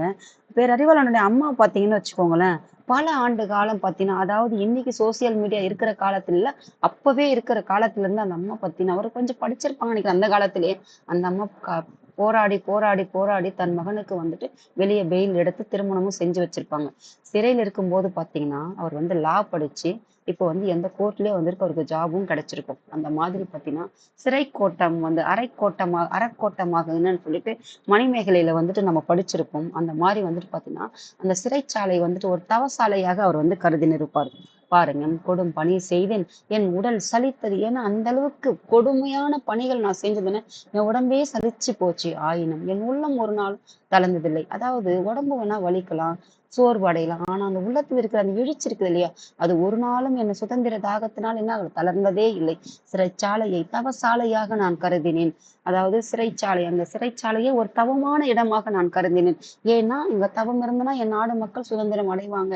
அதுக்கு நான் ஒரு கருவியாக, நான் ஒரு ஆளாக, என்னுடைய பங்காக இருக்கிறேன் அப்படின்னு சொல்லிட்டு இருந்திருப்பாரு. கை வருத்த மெய் வருத்த, கைனா அந்த செக்கு எடுத்திருப்பார் இல்லையா? கை வருத்த மெய் வருத்தனா உடல் வருத்த செய்த பணிகள் எல்லாம் தாய் நாட்டின் விடுதலைக்காக புரிந்த அரும் தவம் என்று எண்ணி என் உள்ளம் மகிழ்ந்தேன் அப்படின்னு சொல்லிட்டு கொடுத்திருப்பாரு.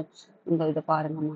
சிறையில் சிதம்பரனார் எடுத்த செக் இதுதான். இங்க ஒரு விஷயம் உங்களுக்கு சொல்லணும். இது அவர் எடுத்த, சிறையில் இருக்கும்போது மாடுகளை கட்டி தான் செக் இழுப்பாங்க.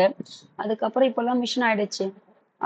அந்த காலகட்டத்துல பாத்தீங்கன்னா, இந்த செக்கு நான் வந்து ஒரு ஒரு கிட்டத்தட்ட ஒரு 10 வருஷத்துக்கு முன்னாடி பாத்தீங்கன்னா, சென்னையில இருக்கிற இந்த காந்தி மண்டபத்துக்குள்ள போனேன்.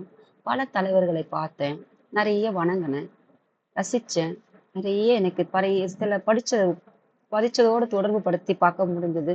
பெருமையா இருந்தது. அதுல இருந்து ஒரு என்ன சொல்றது? நிறைய விஷயங்கள் என்னால வந்துட்டு அவங்க பட்ட கஷ்டத்த விடவா நாம நம்ம வாழ்க்கை அப்படின்ற மாரி நம்ம நல்லா தான் இருக்கோம். இன்னைக்கு சுதந்திரமா நல்ல ஒரு மகிழ்ச்சியான வாழ்க்கை வாழுறோம். ஆனா ஒண்ணுமே இல்லாத விஷயத்துக்கெல்லாம் நம்ம தோண்டு போயிட்டு, யாராவது நமக்கு ஊக்கம் அளிப்பாங்களான்ட்டு ஏங்கி போய் காத்து கிடக்குறோம். இவங்க பட்ட துயரெல்லாம் யாரு எத்தனை மோட்டிவேஷன் இவங்களுக்கு குடுக்குறது சொல்லுங்க? ஆனா நான் அங்க இதே மாரி ஒரு செக்கு பார்த்தீங்கன்னா, அந்த காந்தி மண்டபத்துல வச்சிருந்தாங்க. நான் போனேன். போயிட்டு முதல்ல அத பார்க்கும்போது, அது எனக்கு என்ன உணர்வு தோணுச்சுன்னு தெரியல. எனக்கு அது கீழ விழுந்து விழுந்து வணங்கி கோவிலுக்கு போனா பூஜை பண்றதுக்கு விழுந்து வணங்கி தொட்டு கும்பிடுவோம் இல்லையா? அந்த மாரி ஒரு உணர்வு தான் எனக்கு ஏற்பட்டது. அங்க பார்த்தீங்கன்னா, பார்க்குறவங்க வந்தவங்கலாம் என்ன பார்த்திருக்கலாம். ஒரு வியப்பா பார்த்திருக்கலாம். இல்ல சிரிச்சிருக்கலாம். ஏதோ ஒண்ணு அவங்களுக்கு என்ன எண்ணம் தோணுச்சோ இருந்திருக்கலாம். ஆனா எனக்கு வந்து அது மிகப்பெரிய ஒரு மகானுடைய ஒரு ஒரு ஒரு ஒரு ஏதோ ஒண்ணு என்னது எனக்கு வணங்க சொல்லுச்சு. ஆனா, அதுக்கு பின்னாடி பார்த்தீங்கன்னா, பேர் பேரா ஜோடி ஜோடியா உட்கார்ந்துட்டு, இந்த லவ்வர்ஸ் ஃபுல்லா அங்க வந்து உட்கார்ந்துட்டு இருந்ததுங்க. மனசு எனக்கு அவ்ளோ வலிச்சுது. அதுக்காடா இந்த மக்கள்லாம் போராடுனாங்க இவங்க வந்து உட்கார்ந்து டைம் பாஸ் பண்றதுக்கு. அதுக்கு காரணம் என்னன்னா, வரலாறு தெரியாததுனால தான். அது யாரோடது? எந்த மகத்தான மாபெரும் மனிதனுடைய எத்தனை கஷ்டங்கள், இன்னல்கள், உழைப்பை சுரண்டுன அந்த செக்கு அப்படின்னு சொல்லிட்டு யாருக்குமே தெரியல. அங்க வந்து பின்னாடி எல்லாம் உட்கார்ந்துட்டு இருந்தது. அத நான் தொட்டு விழுந்து வணங்கி மனசார வேண்டிட்டு வந்தேன். அந்த அளவுக்கு.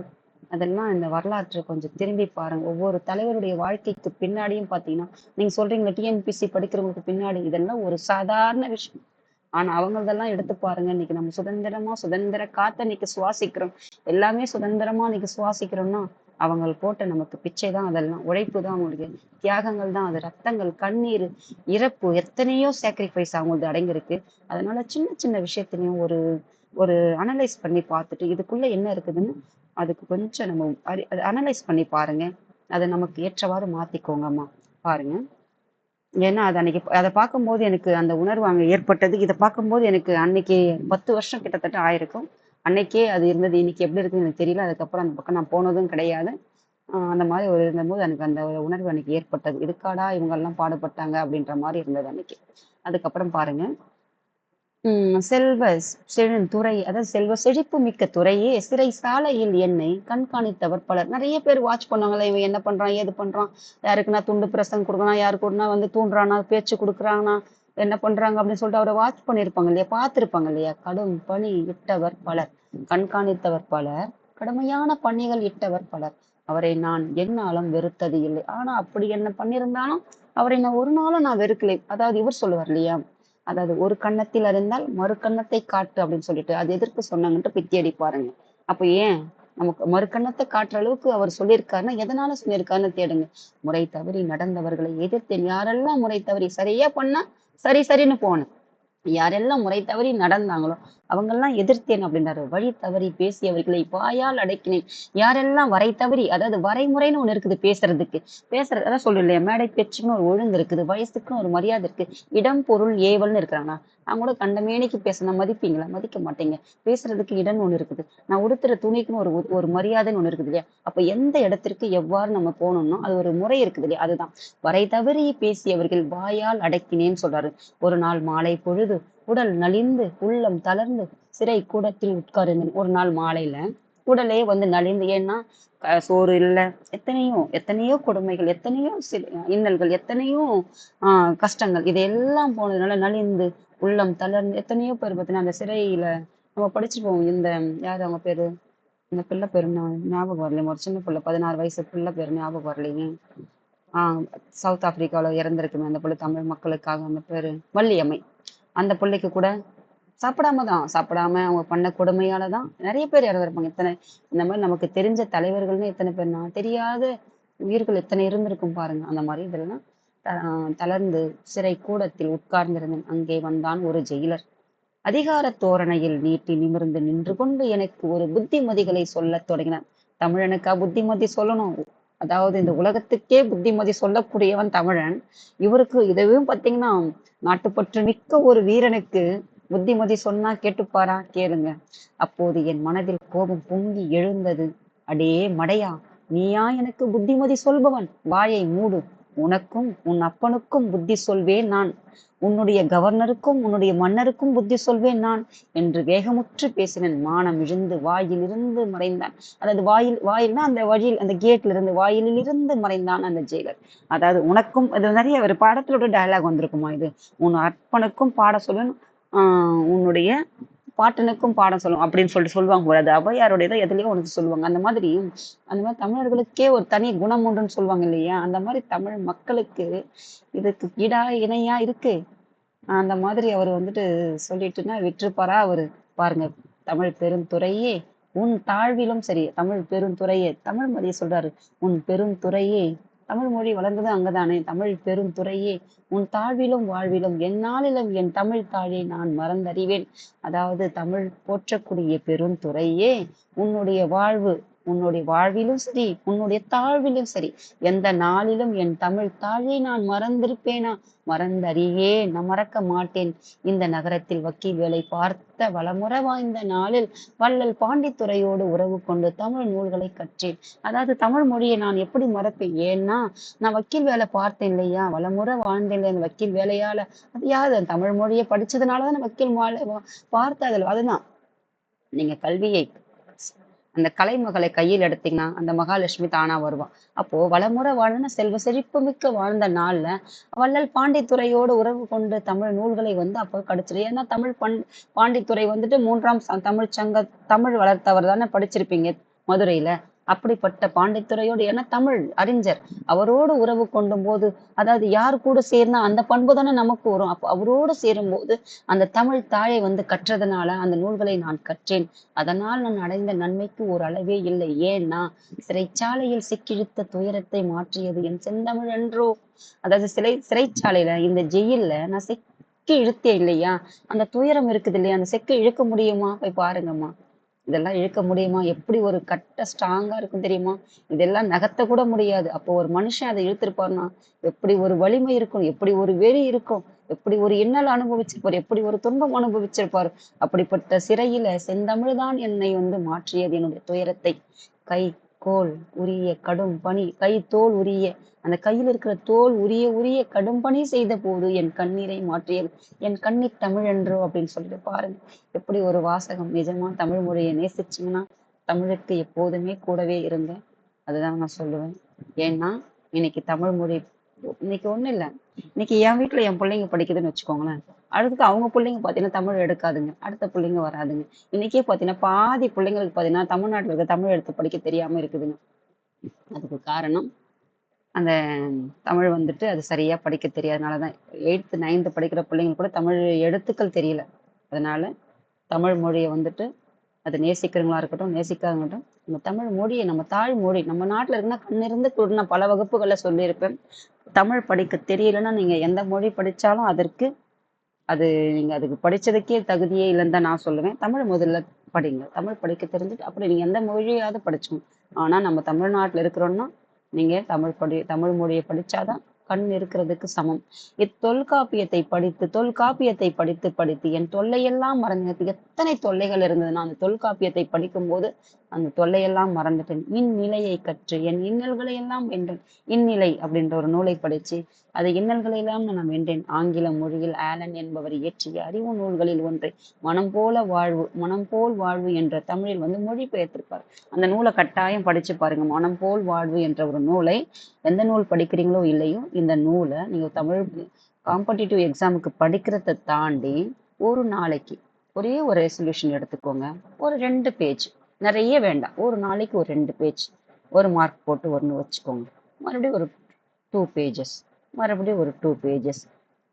ஒரு 10 நாளைக்கு படிச்சீங்கன்னா எத்தனை ஆச்சு? 10 2 பேஜஸ் ஆயிடுச்சா? கொஞ்சம் கொஞ்சம் அந்த புக்கு என்ன சொல்லுதுன்ட்டு கேளுங்கம்மா. நல்ல உங்களுக்கு ஒரு ஒரு 40 ஆண்டுகள் சிறை தண்டனை வழங்கப்பட்ட ஒருத்தர் இந்த நூலை வந்துட்டு ஒரு படிக்கணும், பிள்ளைங்களுக்கு இளைஞர்கள் படிச்சு தெரிஞ்சுக்கணும்னு நூலை வந்து மொழி பெயர்த்திருக்காருன்னா அப்ப எப்படிப்பட்ட நூல் எது இருக்குன்னு பாருங்க. ஒரு ஆங்கில எழுத்தாளர் எழுதுறது ஆங்கில மொழியில விற்றிருக்காருன்னா பாருங்க. தமிழில் மொழிபெயர்த்தல் உயர்ந்த நூல்களில் கண்ட உண்மைகளை இளைஞரும் எளிதில் அறிந்து கொள்ளுமாறு மெய் அறிவு மெய் அறம் என சிறு நூல்களை இதையும் படிங்க. அதாவது இளைஞர்களுக்கான ஏன்னா எத்தனை நூல்கள் உயர்ந்த நூல்கள் எல்லாம் நல்ல உண்மை கருத்துக்கள்லாம் மக்களுக்கு இளைஞர்களுக்கான நூல்களாக இருக்கு இல்லையா, அதெல்லாம் இளைஞர்கள் வந்து அறிந்து கொள்ற மாதிரி மெய்யறிவு மெய்யறம் என்ற சிறு நூல்களாக இயற்றிருக்கிறாங்க. இவற்றை என் தமிழ் தாயின் திருவடிகளில் கையுறையாக வைத்தேன். ஏன்னா தமிழ் மொழிக்கு அந்த தாய் இருக்குது இல்லையா, அதாவது ஒரு புத்தகமா எழுதுறேன்னா அதுக்கு நான் தகுதி உள்ள ஆளாக இருக்குங்களா. ஏன்னா தமிழ் தாய் வந்துட்டு அப்படி பெற்ற ஒரு முழுமை பெற்ற தாய். நான் இப்போ ஒரு வார்த்தைகளை ஒரு புத்தகமா எழுதுறேன்னா அதுக்கு எனக்கு தகுதி இருக்கா இல்லையான்னு தெரியாதுல்ல. அப்போ உன் பாதங்களை நான் உன் திருவடிகளை நான் இதை சமர்ப்பிக்கிறேன்னு சொல்லுவேன் இல்லையா, எப்படி தவறாக இருந்தாலும் ஏத்துக்கோன்னு சொல்லிட்டு அப்படின்ற ஒரு ஒரு ஒரு ஒரு வாசகமா நீங்க எடுத்துக்கோங்கம்மா. அப்ப சிறையில் இருந்து இயற்றிய நூல்களை உவந்து ஏற்றுக்கொள்ளும். நான் ஜெயில இருந்தேன் இல்லையா, அப்ப இருந்து உவந்து ஏற்றுக்கொள்ளுமாறு என் தமிழ் தாயின் திருவருளை வேண்டுகிறேன். நான் அங்கிருந்து எழுதின நூலையெல்லாம் உன்னுடைய நான் தமிழ் தாயை திருவருளை வேண்டி நான் கூட வைக்கிறேன் பாதத்துல அப்படின்றாரு. வருங்காலம் எதுனா பாக்ஸ் எதுனா விட்டுட்டு நான் பாக்குறேன். அதுக்கப்புறம் பாருங்க, வருங்கால பெருவாழ்வே காலம் கடிது சென்றது. அதாவது வருங்கால சன்னதிற்கு சொல்றாரு. வருங்காலத்துல வரக்கூடிய பெரு வாழ்வே காலம் கடைந்து சென்றது. காலம் கடந்து போச்சு, என் சிறை வாய்வும் முடிஞ்சிடுச்சு, இந்நகரையும் வந்து அடைஞ்சேன். எந்த நகரை? அந்த ஆஹ் தூத்துக்குடி துறைமுகத்தையும் அந்த நகரையும் வந்து அடைந்தேன். என் அருமை குழந்தைகளை கண்டு ஆனந்தமுற்றேன். ஆயினும் என் ஆசை குழந்தையே, அருமை குழந்தைகள்னா அந்த நாட்டு மக்கள், அந்த மக்களோ அவர் குடும்பமோ ஏதோ ஒன்று ஆனந்தமுற்றேன் திரும்பி வந்து பார்த்த போது. நான் என் ஆசை குழந்தை ஆசையாக போயிட்டு எங்க பாம்பேக்கு போயிட்டு எங்க வாங்கிட்டு வந்திருப்பாருன்னு நினைக்கிறேன் அந்த கப்பலை, தேச கப்பலை. அது வந்துட்டு பார்த்தீங்கன்னா இந்த துறைமுகத்தில் காணாது ஆறா துயருற்றின். ஏன்னா அதாவது இது வாங்குறதுக்கு அவர் பட்ட பாடு, எங்கெல்லாம் போயிட்டு யாரெல்லாம் பார்த்திருப்பாரு, எத்தனை துயர் உற்றிருப்பாரு. அதை வாங்குறதுக்கு 40,00,000 என்பது எத்தனை அந்த காலகட்டத்துக்கு பாருங்க. அப்படிப்பட்ட காசை அவர் திரட்டி அதை வாங்கும்போது, ஆனா இந்த வெள்ளைக்கார துரைகளுக்கு விலை போனாங்க இல்லையா? இதை வந்து அவங்களுக்கு விற்றிருப்பாங்க. அப்போ அது வெள்ளைக்காரன் கிட்ட இருக்கும்போது, அவர் எப்படி இருக்கும்? துயருற்றேன் ஆறாத துயருற்றேன் பட்ட பாடெல்லாம் பயனற்று போயிற்றே என்று பரிதவித்தேன் என்று வரும் அப்படின்னு சொல்லிட்டு பரிதவித்தேன் என்று வருமோ நற்காலம் என்று ஏங்கினேன். எப்படி எத்தனை பாடுபட்டிருப்பாரு. இதெல்லாம் உணர்ச்சிமா, இதெல்லாம் சொல்றதுக்கு வார்த்தைகளே இல்லம்மா. இதெல்லாம் உணரதான் முடியும். இன்று இல்லாவிட்டாலும் என்றேனும் சுதந்திரம் வந்தே தீரும். வீர சுதந்திரம் வெள்ளம் புறப்பட்டு விட்டது, வந்துருச்சு. ஆனா அதை தடுத்து நிறுத்த யாராலும் ஆகும் இந்த பாரத நாட்டிலே. அதாவது இப்படியெல்லாம் அதனுடைய அறிகுறி வந்து விழுந்துச்சு. அதாவது சொல்லுவாங்க இல்லையா, மறுமலர்ச்சின்னு சொல்லிட்டு. அதாவது ஒரு ஒரு ஒரு வாசகம் ஒண்ணு சொல்லுவாங்க. சூரியன் உதிக்கிறது சூரியன் வந்து உதிக்க போகுது. ஆனா அந்த உதிரத்துக்கான அந்த ஒரு ஒரு ஒரு ஒளி வட்டம் தெரியும் இல்லையா, சூரியன் உதிக்க போகுதுன்னு சொல்லிட்டு. அதுதான் அதே மாதிரிதான் சுதந்திரம். அந்த அந்த வர்றதுக்குண்டான வெள்ளம் வந்து புறப்பட்டு விட்டது. அதை யாராலும் தடுத்து நிறுத்த முடியாது இந்த பாரத நாட்டிலே அப்படின்றாரு. பாய காண்பது சுதந்திர வெள்ளம், பாய காண்பது சுதந்திர வெள்ளம். பாஞ்சு வரப்போகுது, சுதந்திர பாக்குறதுக்கு இருக்குது, சுதந்திர வெள்ளத்தை காணப்போகிறோம். பணிய காண்பது வெள்ளையர் உள்ளம். பணிஞ்சு போக போறாங்க யாரு? இங்க இருக்கிற அந்த வெள்ளைக்காரன் உள்ளம் பணிஞ்சு போக போகுது. பாய சுதந்திர வெள்ளம் பாஞ்சு வரப்போகுது, பணிய போறாங்க வெள்ளையர் உள்ளம் என்று நாம் பாடும் நாள் எந்நாளோ என்று உருக்கமாக பேசி கடற்கரையை விட்டு அகன்றார் வீர சிதம்பரனார்.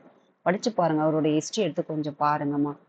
படிங்க, கட்டாயம் படிங்க. நீங்க படிக்கிறதை தாண்டி உங்களுடைய வாழ்க்கைக்கு தேவையான நிச்சயம் சில சொற்கள்ல கூட நீங்க நிற்பீங்க. பல சொற்கள் உங்களை வாழ்க்கைக்கு உயர்த்தும். ஒரு சொல்ல எப்படி வந்துட்டு ஒரு ஒரு ஒரு மலை ஏறுறீங்க, ஒரு சின்ன ஒரு கொடியோ ஒரு கயிறை பிடிச்ச ஏறி வந்துடல, நம்ம தப்பிச்சா போதும், ஏறினா போதும். அதே மாதிரிதான் உங்க வாழ்க்கைக்கு ஒரே ஒரு சொல்ல கிடைச்சாலும் புடிச்சு ஏறி வந்துடுறதுக்கு முயற்சி பாருங்க.